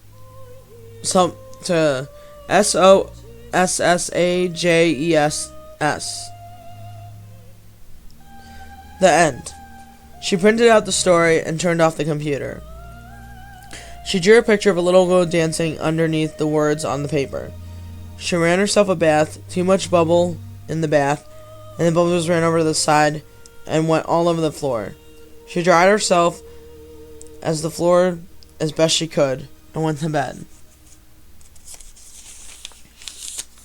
Coraline woke up in the middle of the night. She went into her parents' bed, but the bed was made and empty. The glowing numbers on the digital clock glowed. 3:12 a.m. All alone in the middle of the night, Coraline began to cry. There was no other sound in the empty flat. She climbed into her parents' bed. After a while, she went to sleep. Coraline woke up by cold paws in her face. She opened her eyes. Big green eyes stared at her. It was the cat. "Hello," said Coraline. "How did you get here?" The cat didn't say anything. Coraline got out of bed. She was wearing a long t-shirt and pajama bottoms. "Have you come to tell me something?" The cat yawned, which made its eyes flash green. "Do you know where my mom and dad are?" The cat blinked. Slowly. "Is that a yes?" The cat blinked again. Coraline decided that it was indeed a yes. "Will you take me to them?" The cat stared at her. Then it walked back into the hall. She followed it. It walked to the length of the corridor, stopped at the end with the full length of the mirror, where it hung. The mirror had been there a long time before the inside of the wardrobe door. It had been there, hanging there on the wall when they moved in. Coraline's mother had spoken occasionally of replacing it something newer than and never had. Coraline turned on the light in the hall. The mirror showed the corridor behind her. That was never to be expected. But reflected in the mirror was her parents. They stood awkwardly in the reflection of the hall. They seemed sad and alone. As Coraline watched, they waved to her. With limp hands, Coraline's father with his arms around her mother. In the mirror, Coraline's mother and father stared at her. Her father opened his mouth and said something, but you could not hear it. Her mother breathed inside the mirror glass quickly before the fog faded, wrote, backwards by the way, "Help us," with the tip of his four fingers. The fog inside of the mirror faded, so did her parents. Now the mirror reflected only the corridor. Coraline and the cat. "Where are they?" asked the cat. Coraline asked the cat.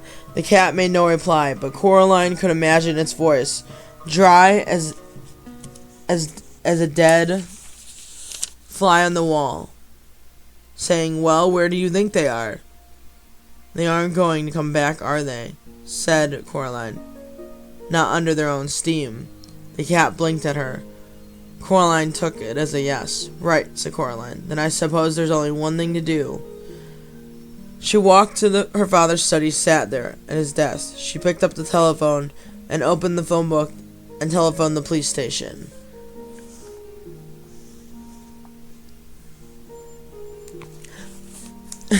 So, really funny story. The music that I'm playing low-key sounds like the music from the movie. Even though it's not, it fits a little too well. Just saying. "Police," said a gruff voice. "Hello, my name is Coraline Jones." "You're a bit up past your bedtime, aren't you, young lady?" said the police. "Possibly," said the Coraline. "Who are you? Not going to be diverted, but I'm reporting a crime." "And what sort of crime would that be?" "Kidnapping. Grown-up napping, really. My parents have been stolen away into another world on some other side of the mirror in the hall." "And do you know who stole them?" asked the officer. Coraline could hear the smile in his voice, and tried extra hard to sound like an adult might sound to take her serious. "I think my other mother has taken them into her clutches. She may want to keep them and sew into their eyes with black buttons, or they may simply have taken them in order to lure me back into the reach of her fingers. I'm not sure."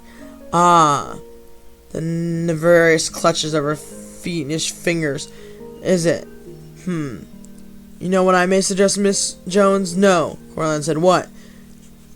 "You may ask your mother to make you a big old mug of hot chocolate, then give you a great big old hug. There's nothing like hot chocolate and a hug making nightmares go away. And if she starts to tell you off for waking you up this time of night, why don't you tell her what the policeman said?" He had a deep, reassuring voice. Coraline was not reassured. "When I see her," said Coraline, "I shall tell her that." And she put down the telephone. The black cat, who sat on the floor grooming his fur through the entire conversation, now stood up and led her to the hall. Coraline went back into her bedroom and put on the blue dressing gown and slippers. She looked under the sink in the flashlight and found one, but the batteries had long since run down. It barely glowed with the faintest straw-colored light. She put it down again and found a box of just-in-case emergency wax candles and thrust one in a candlestick. But she put an apple in her pocket. She picked up a ring of keys and took an old black key off the ring. She walked into the drawing room and looked at the door. She had a feeling that the door was looking at her. She knew it was silly. She knew at a deeper level. Somehow it was true. She went into the bedroom, rummaging in a pocket of her jeans. She found the stone in the hole, with the hole in it. She put it in her dressing gown pocket. She lit the candlestick with a match and watched it sputter and light. Then she picked up the black key. It was cold in her hand. She put it up in the keyhole in the door. It did not turn the key. "When I was a little girl," said Coraline to the cat, "when we lived in the old house a long, long time ago, my dad took me for a walk on the wasteland between our house and the shops. It wasn't the best place to go for a walk, really. There were all these things that people had thrown away. Old cookers and broken dishes with no arms and no legs, empty cans and broken bottles. Mom and Dad made me promise not to go exploring back there, because there were too many sharp things and tetanus and such. But I kept telling them I wanted to explore it. So one day, my dad put me on these brown boots and gloves, and I put my boots and my jeans and sweater, and we went for a walk. We must have walked for about 20 minutes. We went down this hill to the bottom of the gully where the stream was. My dad suddenly said to me, 'Coraline, run away. Up the hill now!' He said it in a tight sort of way, urgently, so I did. I ran up the hill. Something hurt me on my back, my arm. I ran, and I kept running. Then I got up to the hill. I heard something thundering up the hill behind me. It was my dad, charging like a rhino. When I reached up, picked me up in his arms and swept me over the edge of the hill. Then when we stopped, he was puffing and panting. When I looked down the gully, the air was alive with yellow wasps. We must have stepped on a wasp's nest. In the rotten branches we walked. While I was running up the hill, my dad stayed and got stung to give me the chance to run away. His glasses had fallen off as we ran. I only had the one sting on the back of my arm. He had like 39 stings all over him. We counted later in the bath.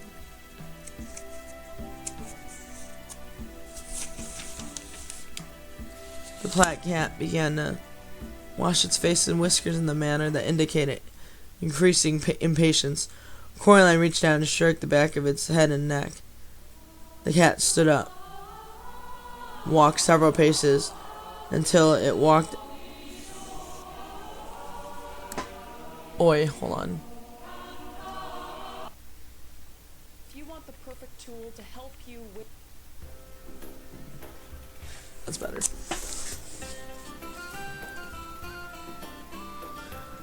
So, said Coraline. Later that afternoon, my dad went back to the wasteland to get his glasses. He said if he had left it another day, he wouldn't have been able to remember where they had fallen.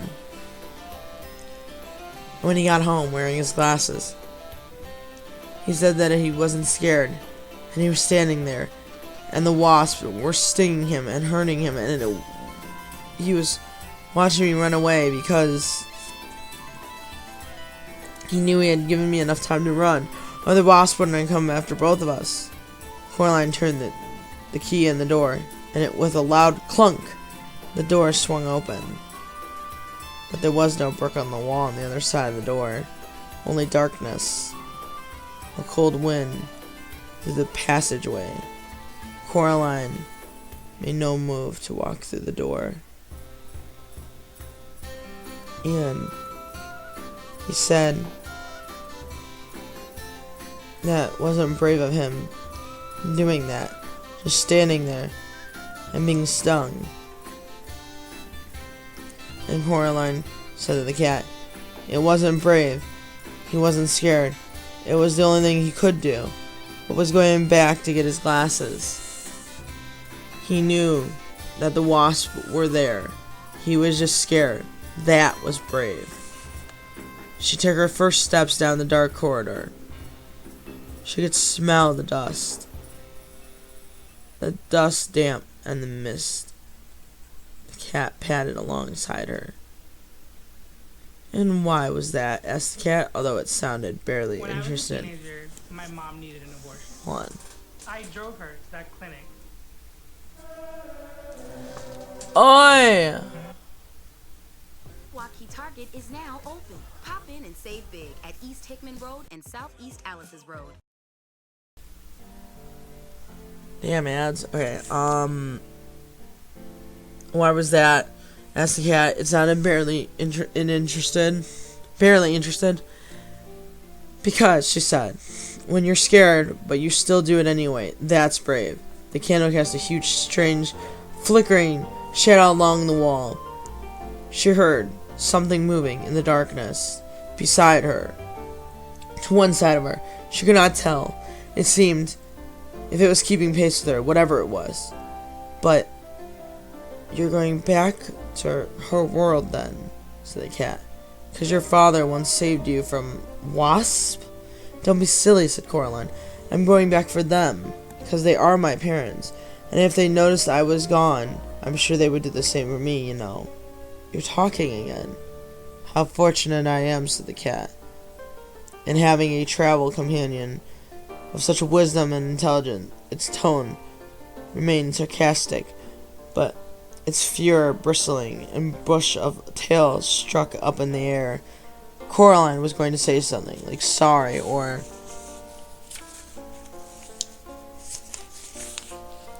in a lot shorter walking last time, when the candle went out, and suddenly, as if it had been snuffed by someone's hand, there was a scrabbling and pattering, and Coraline feel like heart pounding against her ribs. She put out one hand, felt something wisping like a spider web, brushing her hands to her face. At the end of the corridor, felt like a light went out, binding in the darkness. A woman stood silhouette by the light, a little ahead of Coraline. Coraline, darling, she called. Mom, said Coraline. She ran forward, eager and relieved. Darling, said the woman, why did you run away from me? Coraline was too close to stop. She felt the other mother's cold hand. She stood there, rigid, trembling. The other mother's hand felt tightly. Where are my parents? Coraline asked. We're here, said the other mother, in the voice so close to her real mother's that Coraline could scarcely tell them apart. We're here. We're ready to love and play with you and feed you and make your life interesting. Coraline pulled back and the other mother let her go, reluctantly. The other father had been sitting in the chair in the hallway, stood and smiled. Come into the kitchen, said. I'll make you a midnight snack, and we'll want something to drink. Hot chocolate, perhaps? Coraline walked down the hallway until she reached the mirror at the end. There, nothing reflected but a young girl, dress gown, slippers, who looked like she had recently been crying, but those eyes were real eyes, not black buttons, who had been holding tightly to burn out candle in a candlestick. She looked at the girl in the mirror, and the girl in the mirror looked back at her. I will be brave, thought Coraline. No, I am brave. I will be brave. No, thought Coraline, I am brave. She put down the candlestick on the floor and then turned around, the other mother and the other father looking at her hungrily. I don't need a snack, she said. I have an apple, see? And she took the apple from her dressing gown pocket and bit into it with a relish and enthusiasm and that she really didn't feel. The other father looked disappointed, and the other mother smiled, showing a full set of teeth, and each tooth was a tiny bit too long. The lights in the hallway made her black buttons glitter and gleam. You don't frighten me, said Coraline, although they did frighten her very much. I want my parents back.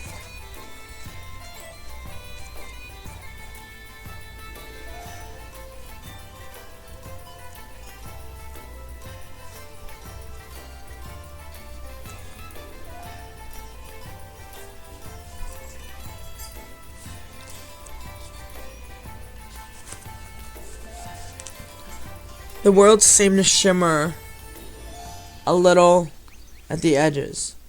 Whatever would I have done with your old parents if they had left you, Coraline? It must have been because they were bored with you or tired. Yourself with typos, grammatical errors, and convoluted arguments. My team and I use Grammarly for. I hate when ads come up because I always lose my spot. Bored of you, and I will never abandon you, and you will always be safe here with me. The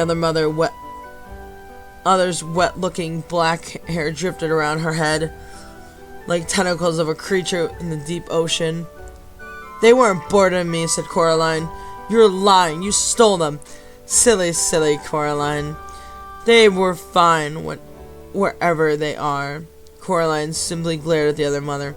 I'll prove it, said the other mother, and she blushed the surface of the mirror with the long white fingers. It clouded over it as if the dragon had breathed on it and then cleared it. In the mirror, it was daytime already.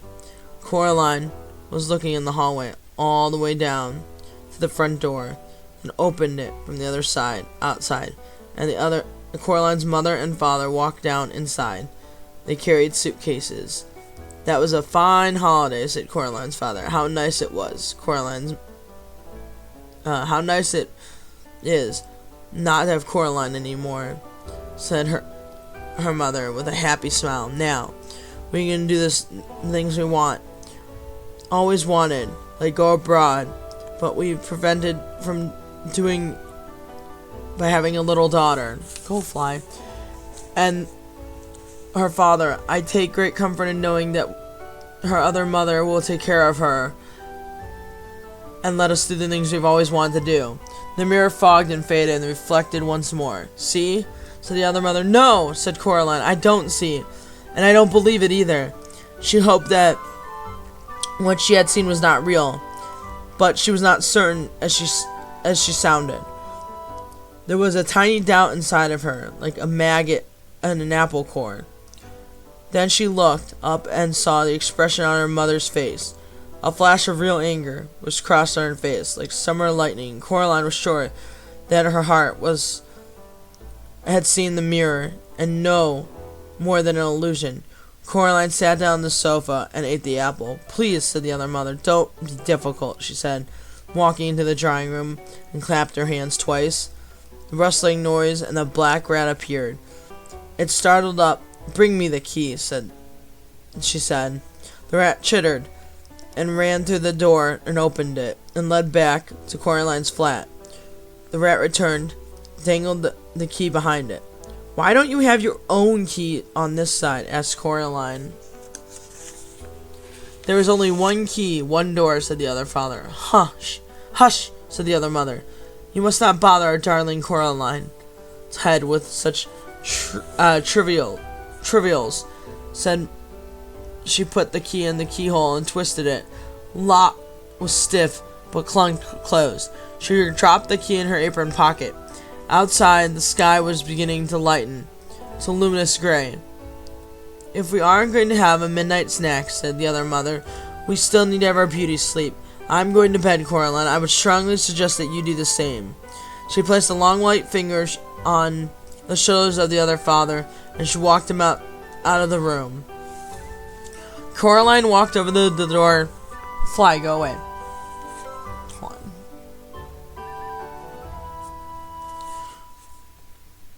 Far corner of the room, of the drawing room, she tugged on it, but it was tightly locked. The door of the other parent's bedroom was closed now. She indeed was tired, but did not want to sleep in the bedroom. She did not want to sleep under the same roof as her other mother. The front door was not locked. Coraline walked out into the dawn and down the stone stairs. She sat down the bottom steps. It was cold. Something furry pushed itself against her in the one smooth motion. Coraline jumped, then breathed a sigh of relief when she saw what it was. "Oh, it's you," she said. "See," said the cat. "It wasn't so hard to recognize me, was it, without names?" "Well, what if I wanted to call you?" The cat wrinkled its nose and managed to unimpressed. "Cat calling," it was confined, "tends to be rather overrated activity. Might as well call whirlwind." "What if it was dinner time?" asked Coraline. "Wouldn't you want to be called for that?" "Of course," said the cat. "But a simple cry for dinner would be nice. See, no need for names." "Why does she want me?" Coraline said. The cat. "Why does she want me to stay here with her?" "She wants something to love, I think," said the cat. "Something that isn't her. She might want something to eat as well. It's hard to tell with creatures like that." "Do you have any advice?" said Coraline. The cat looked as if it was about to say something sarcastic. Then it flickered its whiskers and said, "Challenge her. There's no guarantee she'll play fair, but she loves games and challenges." What kind of things?" asked Coraline. But the cat made no answer, simply stretched and luxuriously. Hold on, this music's gonna drive me crazy. Hold on. Did I miss a page again? I did miss a page again. Okay, hold on. Oh, this is great music for this part. Cool. She walked away. Then it stopped and turned away. "I'd go inside if I were you and get some sleep. You have a long day ahead of you." And then the cat was gone. Still, Coraline realized it had a point. She crept back into the silent house, past the closed bedroom door. Inside, the other mother and the other father. What? She wondered. Slept? Waited? And then it came to her. She opened the bedroom door.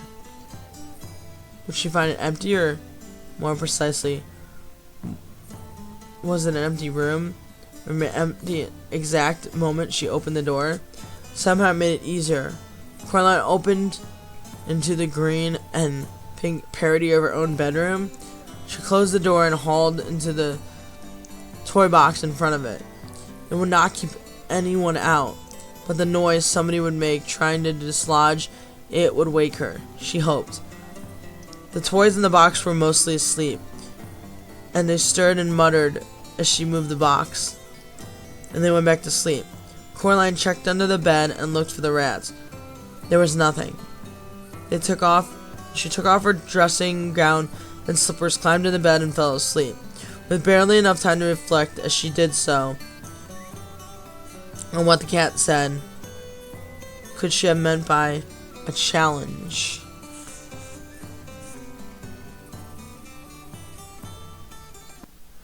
So, I actually think this is really cool because, like I said, the book and the movie are slightly different, just because the book is, relatively shorter. I am not going to say why, just because I don't want to spoil it, but it is really cool how they do this. I'm going to take a break really quick, because it's a lot of reading. And for some miraculous reason, because I end at 12:30, if for some miraculous reason I do not finish it today, I will finish it next Wednesday, so.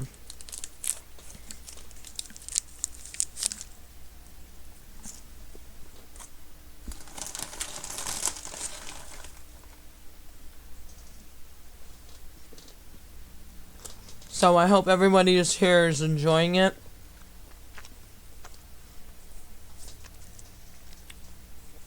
I know I'm not going to always read on Wednesday, but I know just from my first, week of streaming, I wanted to do Coraline, so.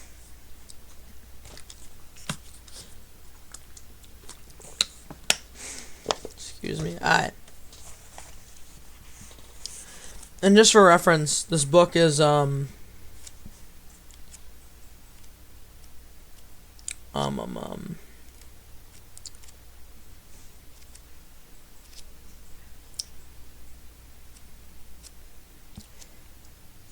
to see, it is 160 pages long, and we are on page 65, so we're doing pretty well considering.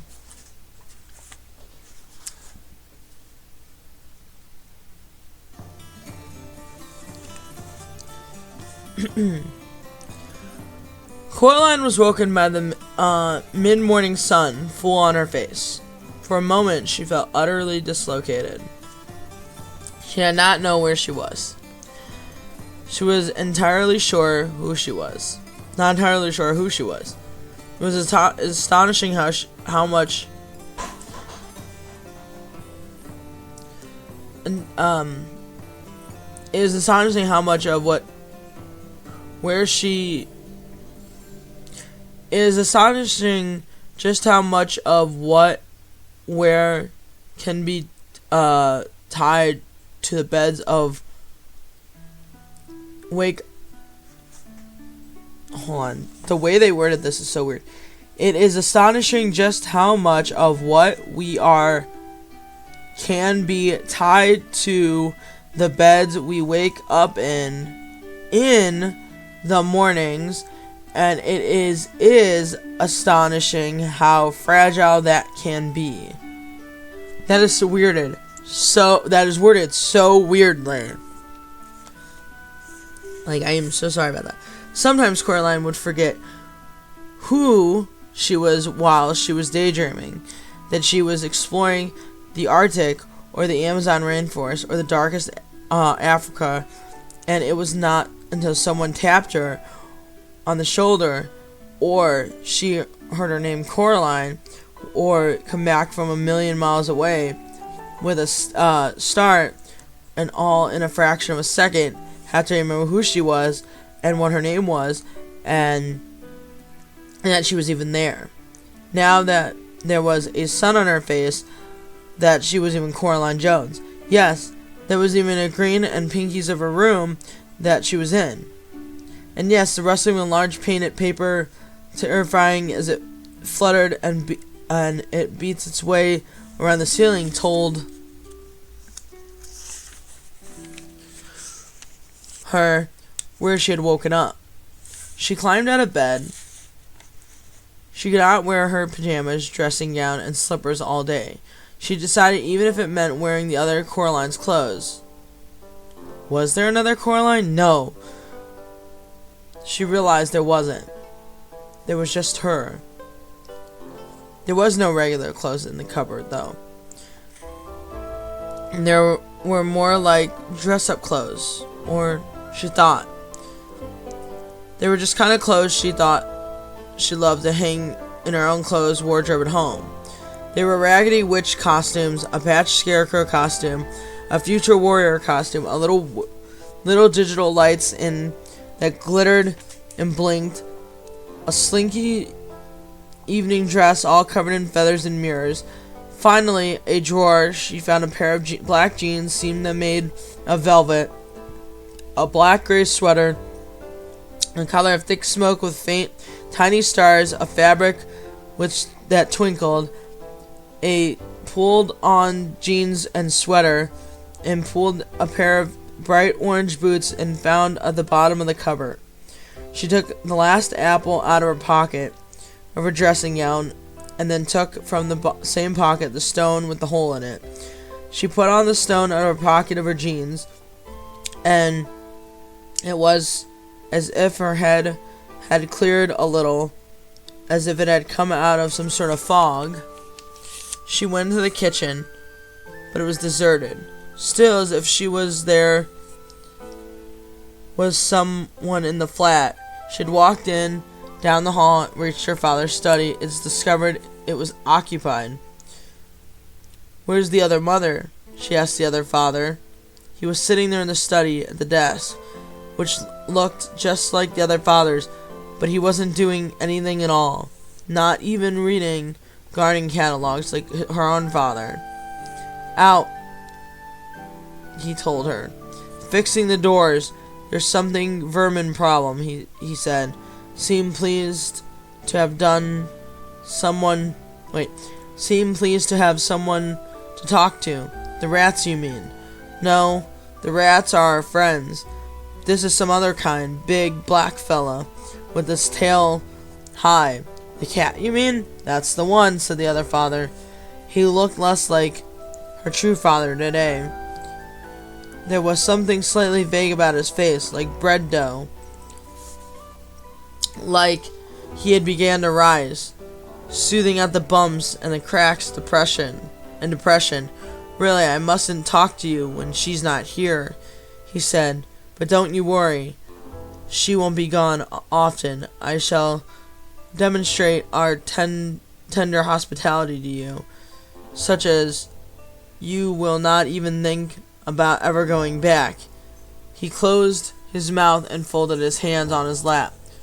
"So, what am I to do now?" The other father pointed to his lips. "Silence." "If you won't talk to me," said Coraline, "I'm going to explore." "No point," said the other father. "There isn't anywhere but here." This is all she made. The house, the grounds, the people in the house. She made it all and waited. Then he looked embarrassed and put his finger on his lips, and again, as if he had said too much. Coraline walked out of his study. She went into the drawing room, over to the old door and pulled, and rattled it and shook it. No, it locked fast, and the other mother had the key. She looked around the room. It was so familiar that what made it so truly strange was the same as she remembered. There was all grandmother's strange smelling furniture. There was the same painting of the bowl of fruit, a bunch of grapes, 2 plums, a peach, and an apple hanging on the wall. There was the low wooden table and the lion's feet and an empty fireplace which seemed to suck heat from the room. But there was something else, something she did not remember seeing before. a ball of glass up on the mantelpiece. She went over to the fireplace, went on her tiptoes and lifted it. It's a snow globe with 2 little people in it. Coraline shook it, and set the snow flying. White snow that glittered and tumbled through the winter. Then she put the snow globe back on the mantle and carried on looking for her true parents and for a way out. She went to the flat, past the flashing lights, behind which the other Spink and Forcible performed their show, and set off into the woods where Coraline came from. Once through the patch of old trees, nothing but the meadow and the old tennis court. In this place, the woods went on farther, and the trees becoming cruddier and less tree-like. The farther you went, pretty soon it seemed very approximate, like an idea of trees, a grayish-brown trunk below, a greenish splodge of something that might have been leaves above. Coraline wondered if the other mother wasn't very interested in trees, or hadn't bothered in very properly because nobody was expected to become this far. She kept walking, and then became mist. It wasn't very damp, like a normal fog or mist. It was not cold, it was not warm. It felt like Coraline was walking into nothing. I'm an explorer, thought Coraline to herself, and I need to go all the ways out of here that I can get. So I shall keep walking. The world. She kept walking through a pale nothingness, like a blank sheet of paper, of an enormous empty white room. No temperature, no smell, no texture, no taste. It's certainly no mist, thought Coraline. Although she did not know what it was. For a moment, she wondered if she might have gone blind. But no, she could not see herself, plain as day. But there was no ground beneath her. No misty milk whiteness. And what do you think you're doing? Said a shape to the side of her. It took a few moments for her eyes to focus on the properly. She thought it might be some kind of lion at first. Some distance away from her, she thought it could be a mouse, close beside her. And she knew what it was. I'm exploring, she told the cat. Its fur stood straight up from its body. Its eyes were wide, and its tail down between its legs. It did not look happy, like a happy cat. Bad place, said the cat. If you want to call it a place, which I don't want to. What are you doing here?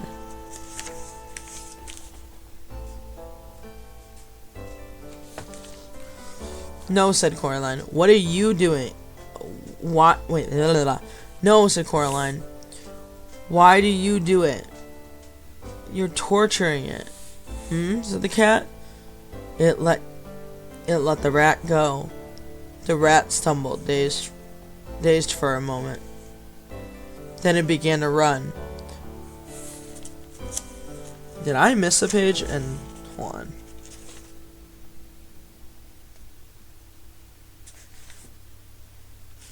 Wow, I did miss a page. Didn't even realize it. Okay, I'm exploring.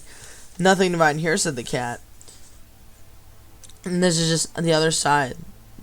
The part of the place she didn't bother to create. She?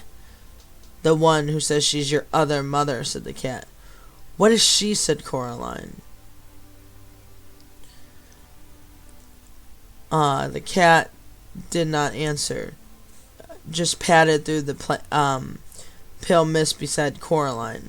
Hold on 1 second. I am so sorry.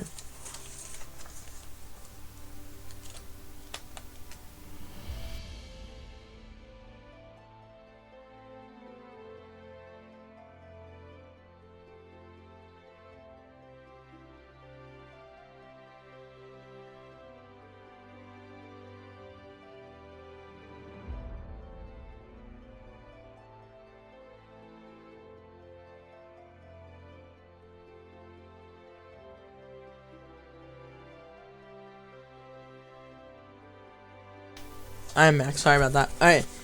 Anywho. She, la la la la la. A shape to appear in the front of them, something towering. You're wrong, she said to the cat. There's something there. And then it took the shape, a mist, a dark house, which loomed. But that's, said the Coraline, the house you just left, agreed the cat. Precisely. Maybe I just turned around in the mist, said the cat. Curled the high tip of its tail in the question mark, and tipped its head to one side. You might have done it. I certainly would not. Wrong indeed. But how can you walk away from something and still come back to it? Easy, said the cat. Think of somebody walking around the world. You start walking away from something and end up walking back to it. Small world, said Coraline. It's big enough for her, said the cat. Spider webs. Only have to be large enough to catch flies. Coraline shivered.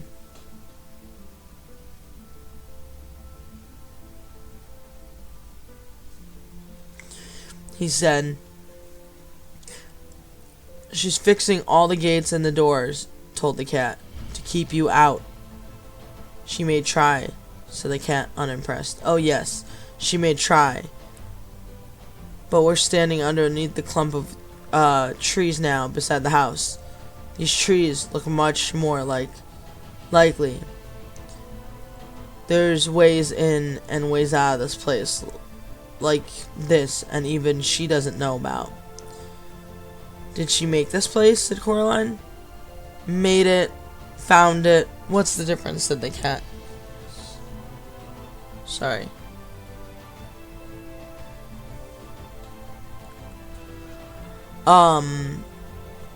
Either way, she's had it for a really long time. Hang on.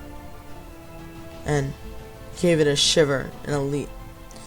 And before Coraline could blink, a cat was sitting on with its paws holding a black rat. It's not like I like rats at the best of times, conversationally, as if it had nothing had happened, but the rats in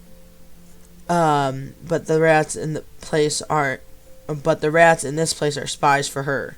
She uses them as her eyes and hands, and with the cat lets the rats go, and the ran several feet, and the cat with one bound was upon it, battling its hard with one swipe of the claw, while the other paw, and it held the rat down. I love this bit, said the cat happily.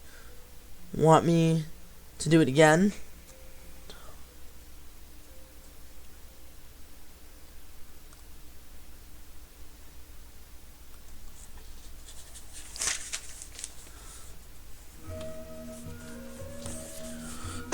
No, said Coraline. Why do you do it? You're torturing it. Said the cat. I'll let the rat go. The rat stumbled, dazed for a few steps, then it began to run. With a blow of its paw, the cat knocked the rat into the air.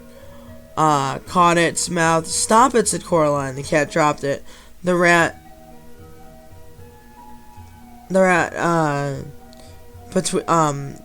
cat dropped the rat between its paws. There are those, it said. Sigh. Tones are soothed.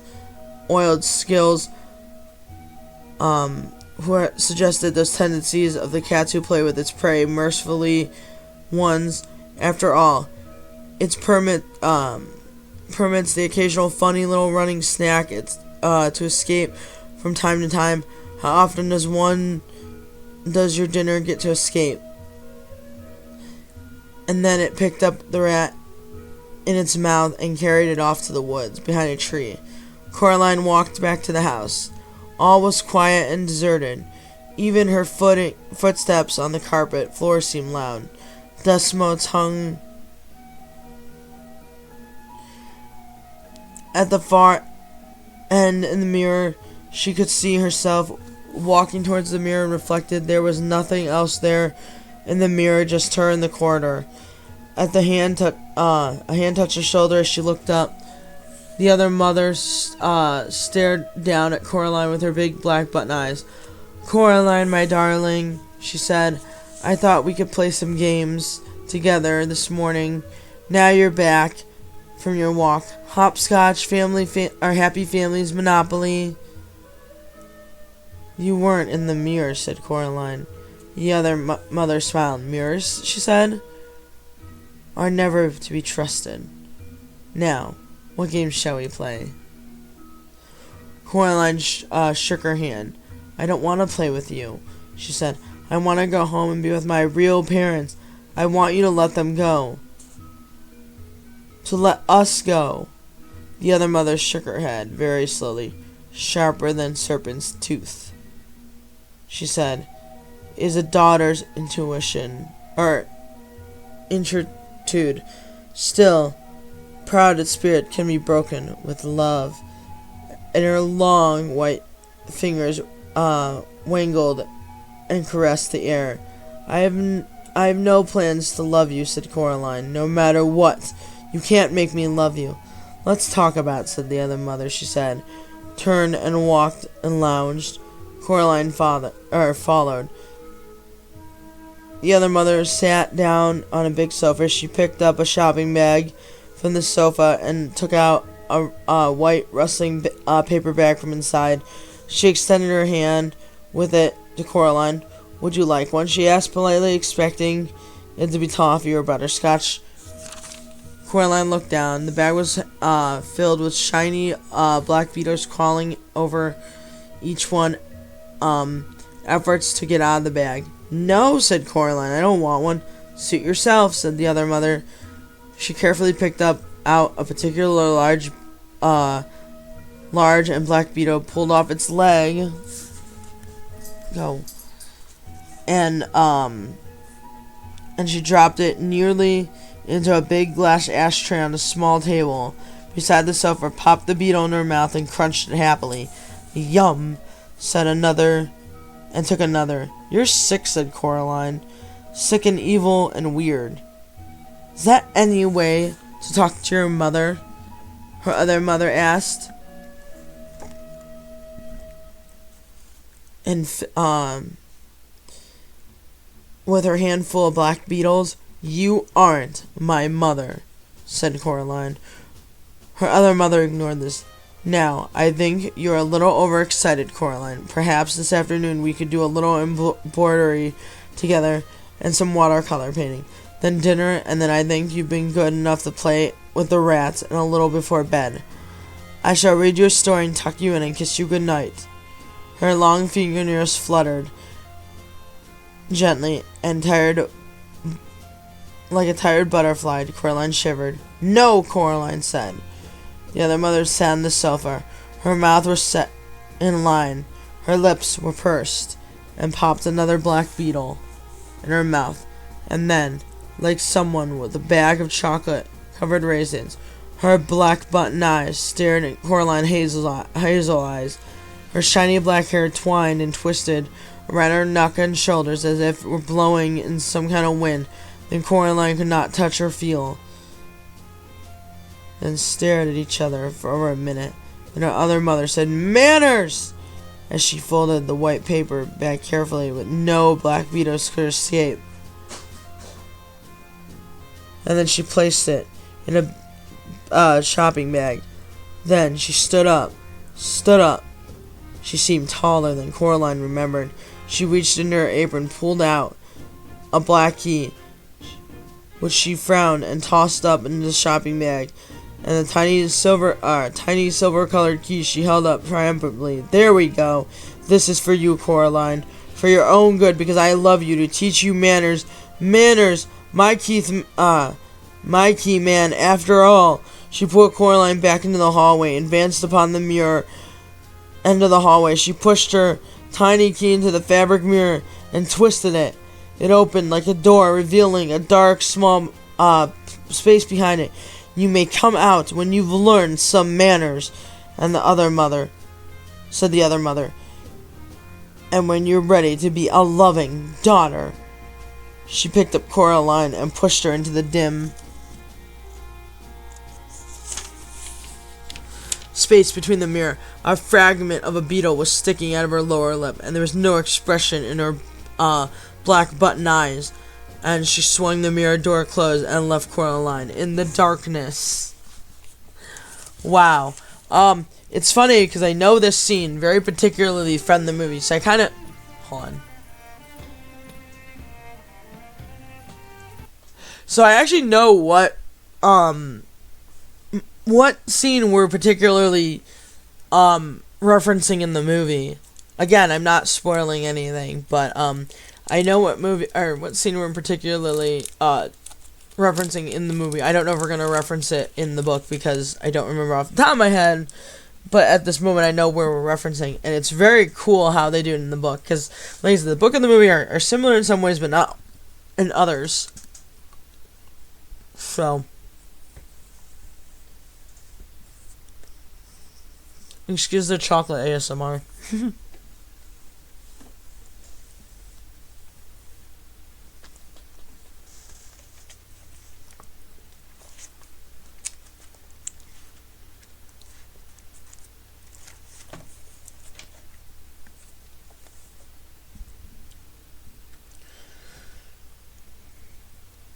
But I really hope you guys like the book, because it's really good.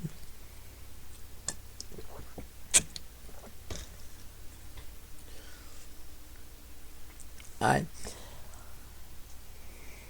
gonna pause you guys for like a quick second. I'm gonna mute you guys for a quick second. I'll be right back.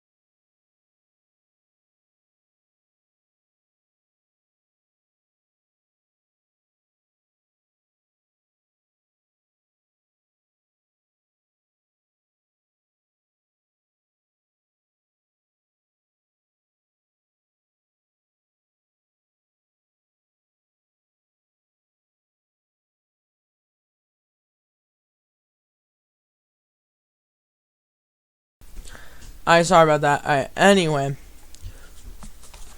this is a really good part. Because like I said, in the movie, this is a really good part, and I didn't realize because it had been a minute since I read the book. But it's pretty word from word too, so it's really cool. So here we go.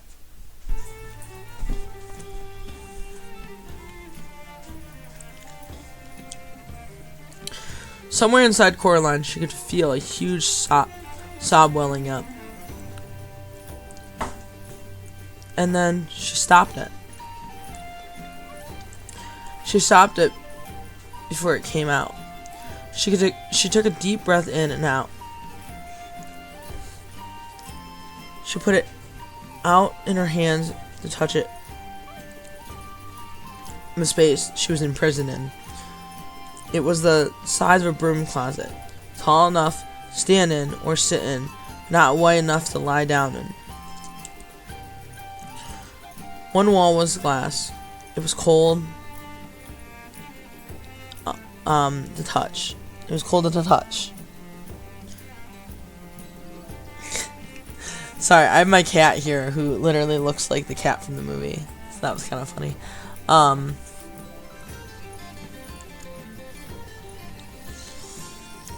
A spider scuttled on the back of the wall. Not back of the wall. A spider scuttled on the back of her hand. And she choked back a shriek. But apart from the spider, she was alone in the closet in the pitch dark. And then her hand touched something that felt all the world like someone's cheek and lip, and cold. A voice, a whisper in her ear. A hush, a sush, to say nothing, for the beldam might be listening. Coraline said nothing. She felt a cold hand touching her face. Fingers running over her. Gentle beat of moth's wing. Another voice, hesitant, so faint. Coraline wondered if she was imagining it. Art thou Do it alive? all with ad-free listening, song downloads, and more on the YouTube Music app. Yes, whispered Coraline. Poor child, said the first voice. Who are you? whispered Coraline. Names, names, names, said the other voice, all far away and lost. The names are the first things to go after the breath has gone, and the beatings of our hearts. We keep our memories longer than our names, and I will keep pictures in our minds. My governess in some, my mornings carrying my hoop and stick in the morning sun behind her, and all the tulips bobbing in the breeze, but I've forgotten the name of my governess. And the tulips, too. I don't think tulips have a name, said Coraline. They're just tulips. Perhaps, said the voice, but I've always thought that these tulips have had names. They were red and orange and red and orange and yellow, like embers in the nursery fire of winter's evenings, and I remember them. The voices sounded so sad, and Coraline put out a hand to the place where the voice was coming from and found a cold hand squeezing it tightly. Her eyes were beginning to get used to this sort of darkness. Now Coraline saw, or imagined she saw, three shapes, each as faint, as pale as the moon in the daylight sky. They were the shapes of children, about her own size. They were cold, hands squeezed, and her hand back. Thank you, said the voice. Are you a girl, asked Coraline, or a boy? They were paused. When I was small, I wore skirts, and my hair was long and curled, it said doubtfully. But now that you ask, it does seem to me that one day they took my skirts and gave me breeches and cut my hair. 'Tain't something we give a mind to, said the first of the voices. A boy, perhaps, then, continued the one voice, hand she was holding. I believe once I was a boy. It glowed a little more brightly in the darkness, the room behind, the mirror. What happened to you all? Said Coraline. How did you come here? She left us, said one of the voices. She stole our hearts. She stole our souls. She took our lives away. She left us here. She forgot us in the dark. You poor thing, said Coraline. How long have you been here? So very long, said the voice. Time behind reckoning, said another. I walked through the scully door, said the voice of one of the thought to be a boy. I found myself in the parlor, but she was waiting for me. She told me she was my other mama, but I never saw my true mama again. Flee, said the first voice, another girl. Coraline fancied. Flee, why there's still air in your lungs and blood in your veins and warmth in your heart. Flee, while you still have your mind and soul. I'm not running away, said Coraline. She has my parents. I came back for them. Ah, but she'll keep them here while while the days turn to dust, while the leaves fall and the years pass. One day after next, the tick, tick, tick of the clock. No, said Coraline, she won't. There was silence in the room behind the mirror. Prevalence, said the voice of darkness. If you could win your mama and papa back from the beldam, also free our souls.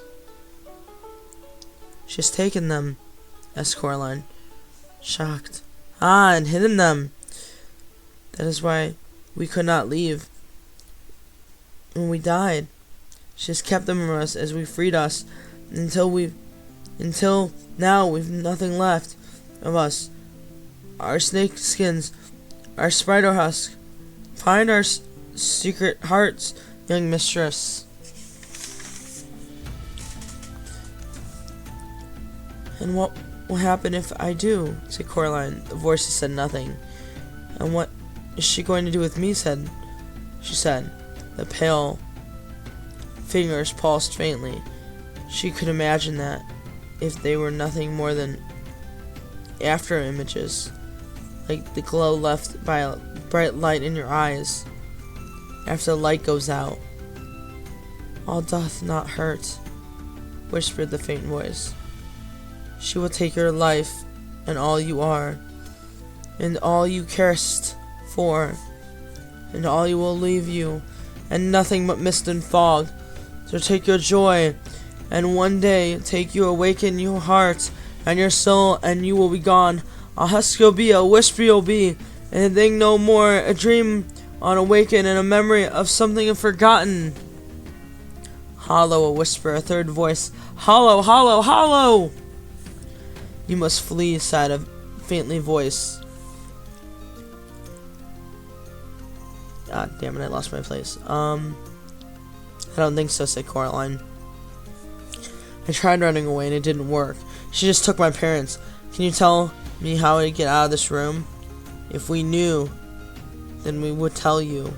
Poor thing, said Coraline to herself. She sat down. She took off her sweater, rolled it up, and put it behind her head as a pillow. She won't keep me here in the dark forever, said Coraline. She brought me here to play games. Games and challenges, said the cat. I'm not much of a challenge here in the dark. She tried to get me comfortable, twisting, bending herself to fit cramped space behind the mirror. Her stomach rumbled. She ate her last apple, taking the tiniest bites. When she had finished it, she was still hungry. The idea struck her. She whispered, when she comes to let me out, why don't you three come with me? We wish we could, they sighed. But she has our hearts in her keeping her. Now we belong in the dark in this empty place. The light would shrivel us and burn. Oh, said Coraline. She closed her eyes, which made the darkness darker. She rested, rolled up the sweater. She went to sleep. As she fell asleep, she thought she felt a ghost kiss her, tenderly. A small voice whispered in her ear, a voice so faint she could barely hear it. Nothing of a voice, so hushed that Coraline could almost believe, imagining, look through the stone. It said to her as she slept. Ooh, that's actually pretty cool.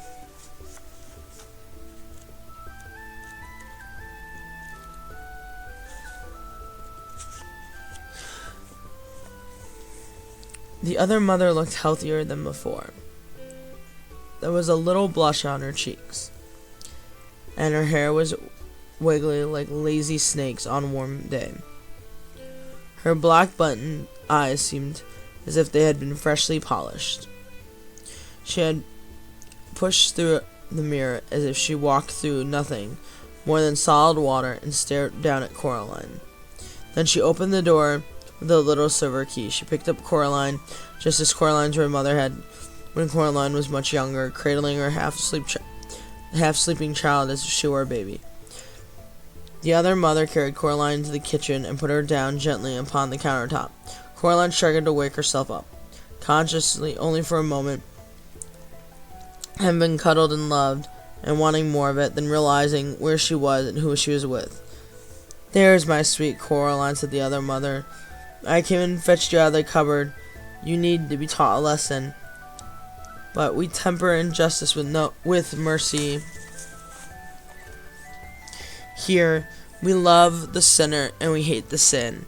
Now, if you will be a good child who loves her mother, be competent and fair-spoken, and I shall understand each other person perfectly. We shall love each other perfectly as well."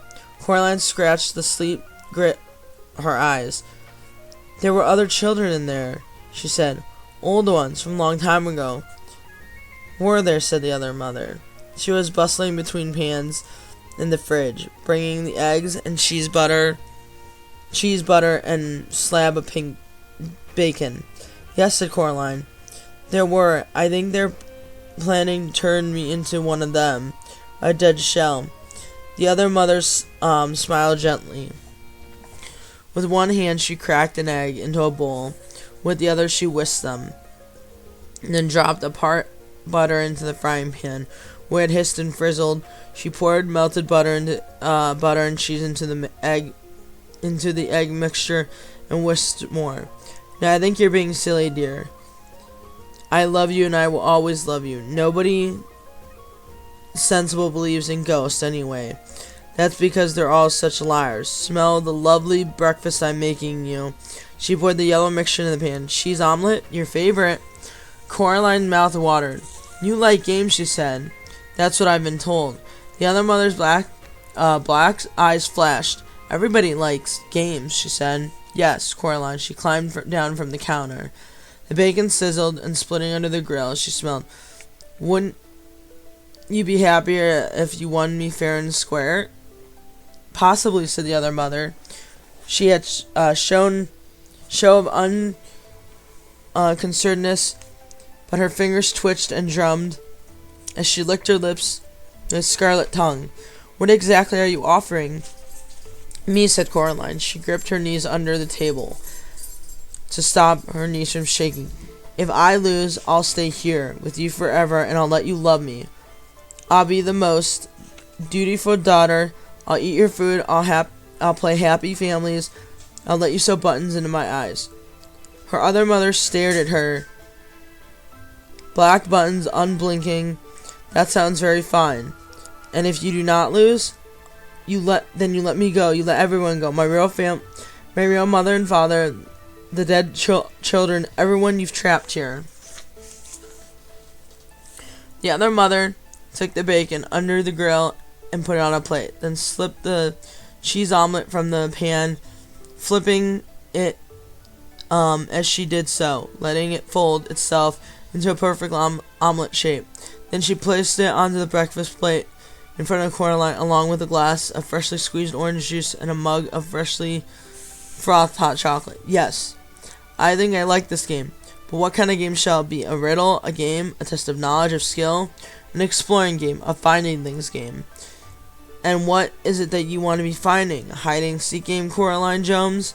Coraline hesitated then. My parents, said Coraline, and the souls of the lost children behind the mirror. The other mother smiled triumphantly. Coraline wondered if she had made the right choice. Still, it's too late to change her mind now. Deal, said the other mother. Now eat up. And don't worry, it won't hurt you. Coraline stared at her breakfast, giving it stared at her breakfast, hating herself for giving it too easily, but starving.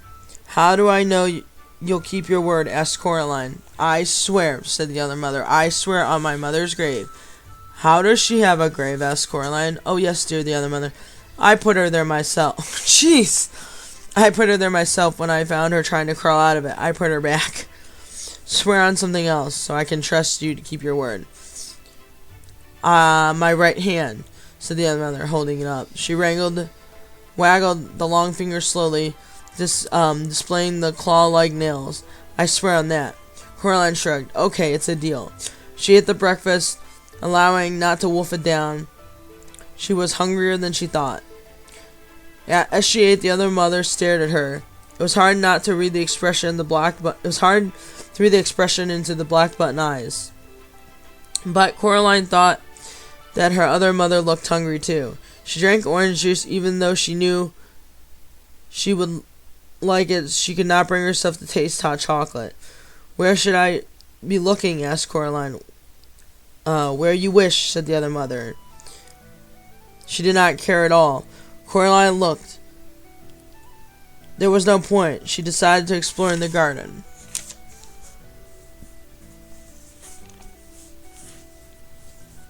And the grounds did not exist. They weren't real. There was no abandoned tennis court in the other mother's world. The bottomless well. All that was real was the house itself. She did not look around in the kitchen. She opened the oven, the freezer. The other mother followed around, looking, Coraline's smirk always hovering the edge of her lip. How about those big souls and how are big are those souls anyway, Coraline? The other mother sat down at the kitchen table. She picked at her teeth, long crimson varnishing fingernails. Then she tapped the fingers gently, tap, tap, tap against the polished, flat surfacing on her black finished eyes. Fine. Don't tell me. I don't care. It doesn't matter if you can't help me or not. Everyone knows that soul isn't the same size as a beach ball. She was hoping the other mother wouldn't say anything. Nonsense. The size of a ripe onion, the ripe onions or suitcase or grandfather clocks. But none of the other mothers simply smiled, and the tap, tap, tappings of the fingernails against the eyes relentless as the drip water droplets from the faucet sink, and then Coraline realized it was simply the noise of the water, and she was alone in the room. Coraline shivered. She preferred the other mother to have a location. If she were nowhere, then she could be anywhere. And after all that, if it was easier to be afraid of something that you cannot see. She put her hands into her pockets with her fingers closed, reassuring the shape of the stone with the hole in it. She pulled it out and held it in front of her hands as she were holding a gun and walked in the hall. There was no sound, but the tap, tap, tap of the water dripping on the metal sink. She glanced in the mirror at the end of the hall. For a moment it clouded over, and then it seemed to have that faces swarmed in the glasses, instinct and shapeless, and the faces were gone.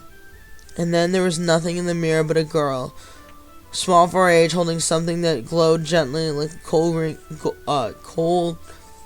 green coal. Coraline looked down at her hand, surprised it was just a stone with a hole in it. Nondescript brown pebble that looked back in the mirror with a stone glimmered like emerald. A trial green blew from the pebble in the mirror and drifted toward Coraline's bedroom. Said Coraline. She walked into the bedroom. The toys fluttered excitedly as she walked in, as if they were pleased to see her.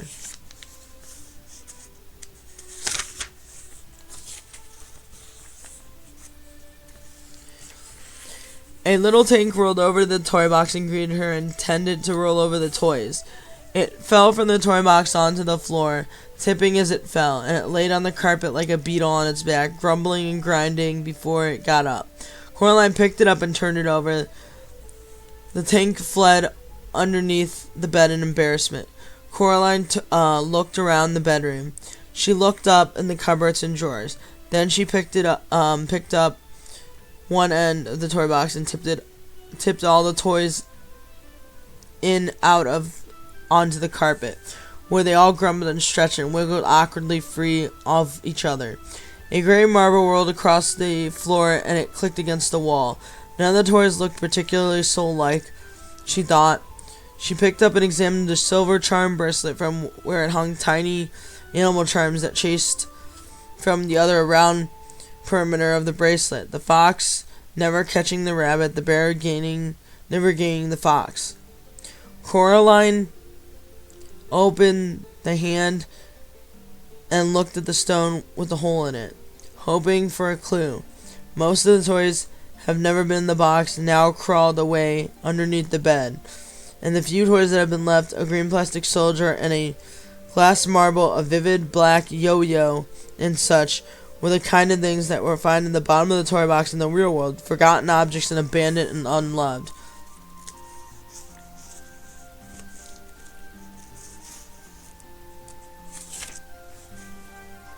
She was about to leave and look somewhere else, and then she remembered a voice in the darkness and whispering voice, and what it told her to do. She raised the stone with the hole in it and held it in front of her right eye. She closed her left. She looked in her room. Through the stone, the world was gray and colorless, like a pencil drawing. Everything in it was gray. Not quite everything, though. Something glittered on the floor. Something color of emerald in a nursery fireplace on the color scarlet orange tulip nodding in the May sun. Coraline reached out with her left hand, scared as if it took her eye off it would vanish. She fumbled for the burning thing. Her fingers crossed about something smooth and cool. She snatched it up, then lowered it to the stone with the hole in it from her eye, looked down at it. The gray glass marble from the bottom of the toy box sat dully in the pink palm of her hand. She raised the stone in her eye once more and looked through the marble. Once again the marble burned and flickered with a red fire. A voice whispered in her mind, "Indeed, lady, it comes to me. I certainly was a boy. Now I do think on it. Oh, you must hurry. There are 2 of us to still find, and the beldam is already angry with you for uncovering me."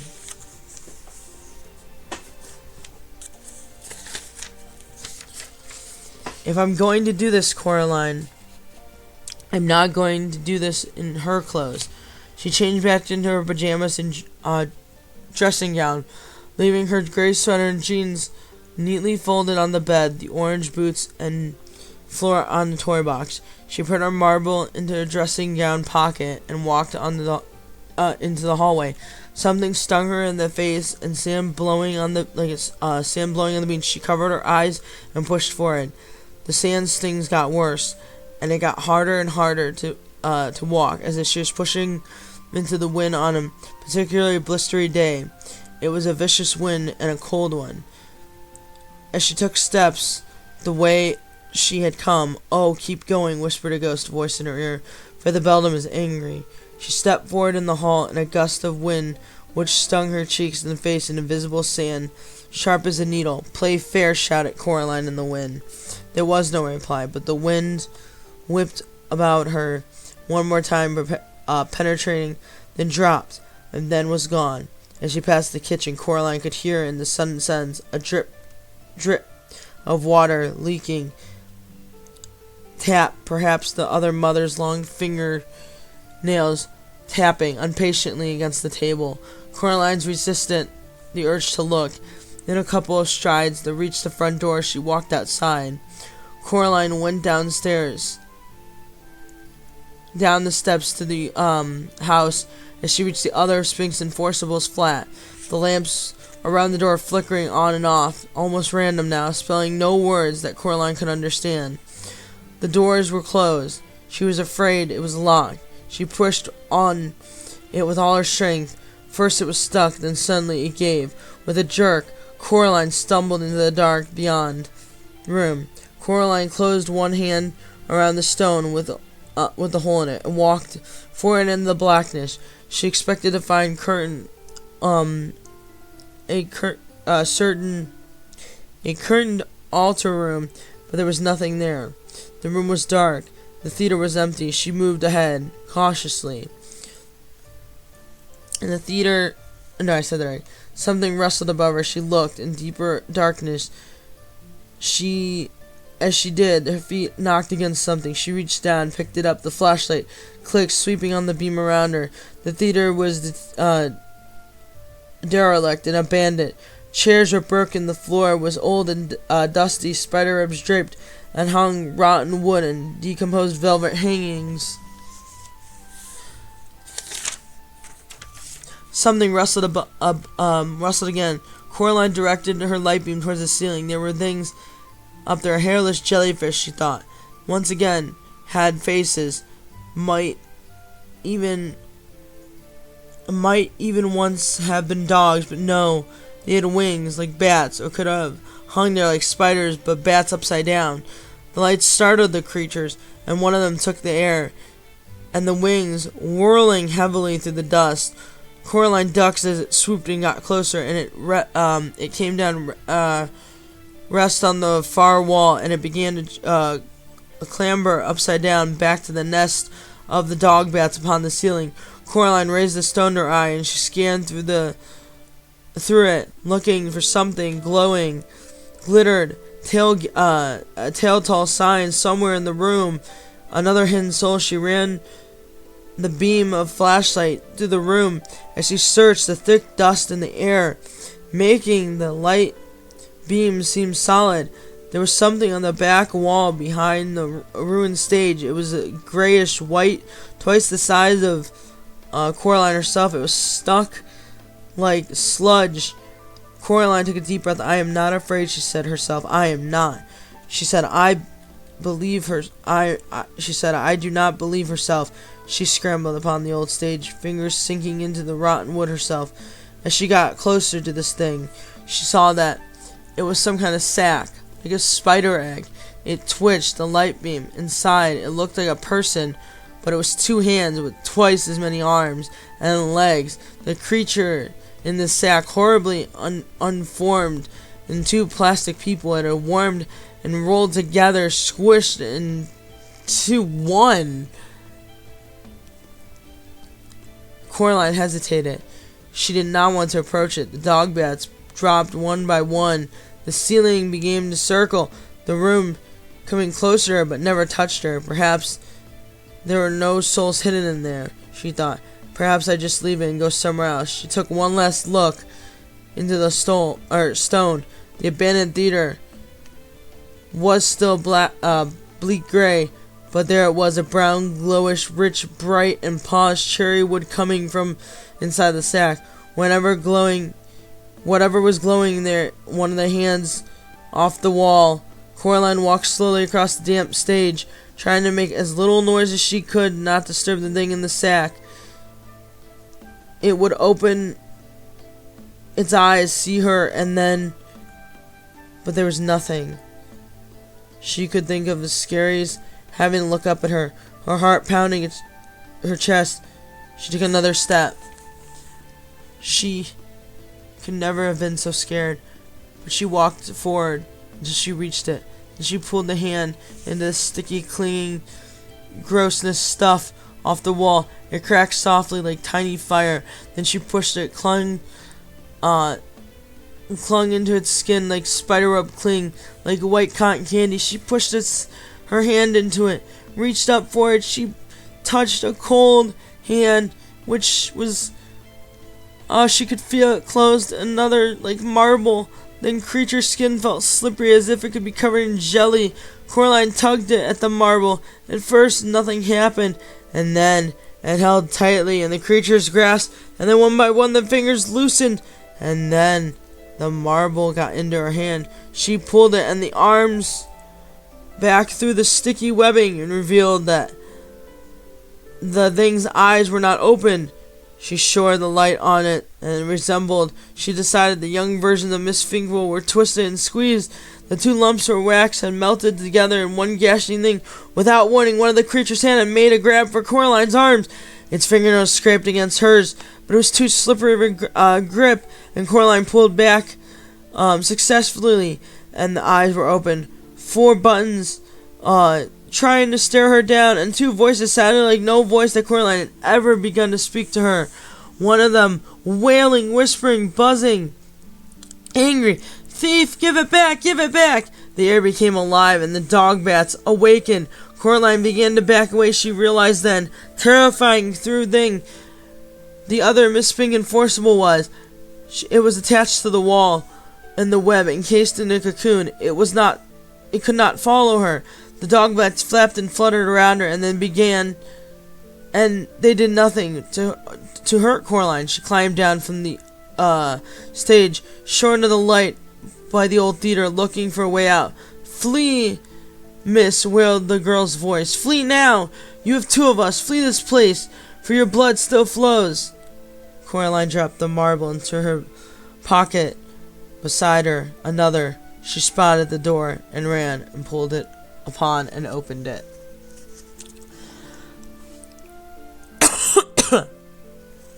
So, that is actually where we're going to stop. We actually did really well. We're almost done. Give me 1 second.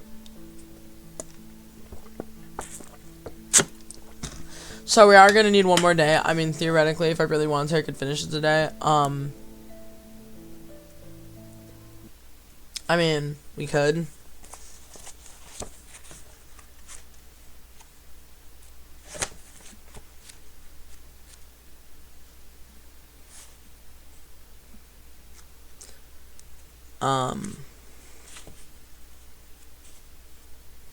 Let me see what Gabe thinks really quick if I could finish it. Let me go see what he thinks. Give me a second.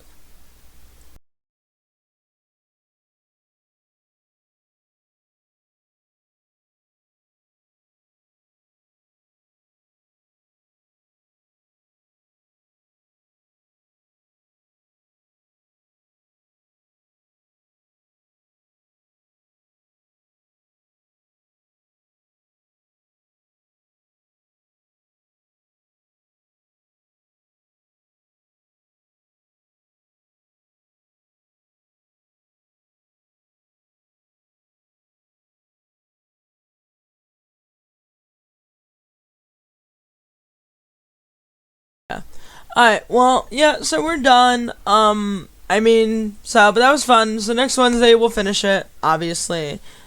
But I hope you guys all enjoyed, whoever stayed, whoever came, whoever, blah, blah, blah. So, we're gonna rate out to somebody. I don't know who the hell we're rating out to, though. Cool! We're gonna rate out to Samibo! So let's go do that. I have a headache. Here we go. Excuse me, I didn't mean to do that. Oh, I didn't mean to do that out loud. You get all the fun ones. Well, thank you. Enjoy. Have fun at Samibo's Live. I'm not having the best days, but I'm alive and here. I'm glad that you're here, and I'm glad that you're alive. I'm glad that you're here to spend some time with us. I'm sorry. Have fun. Be safe. And as always,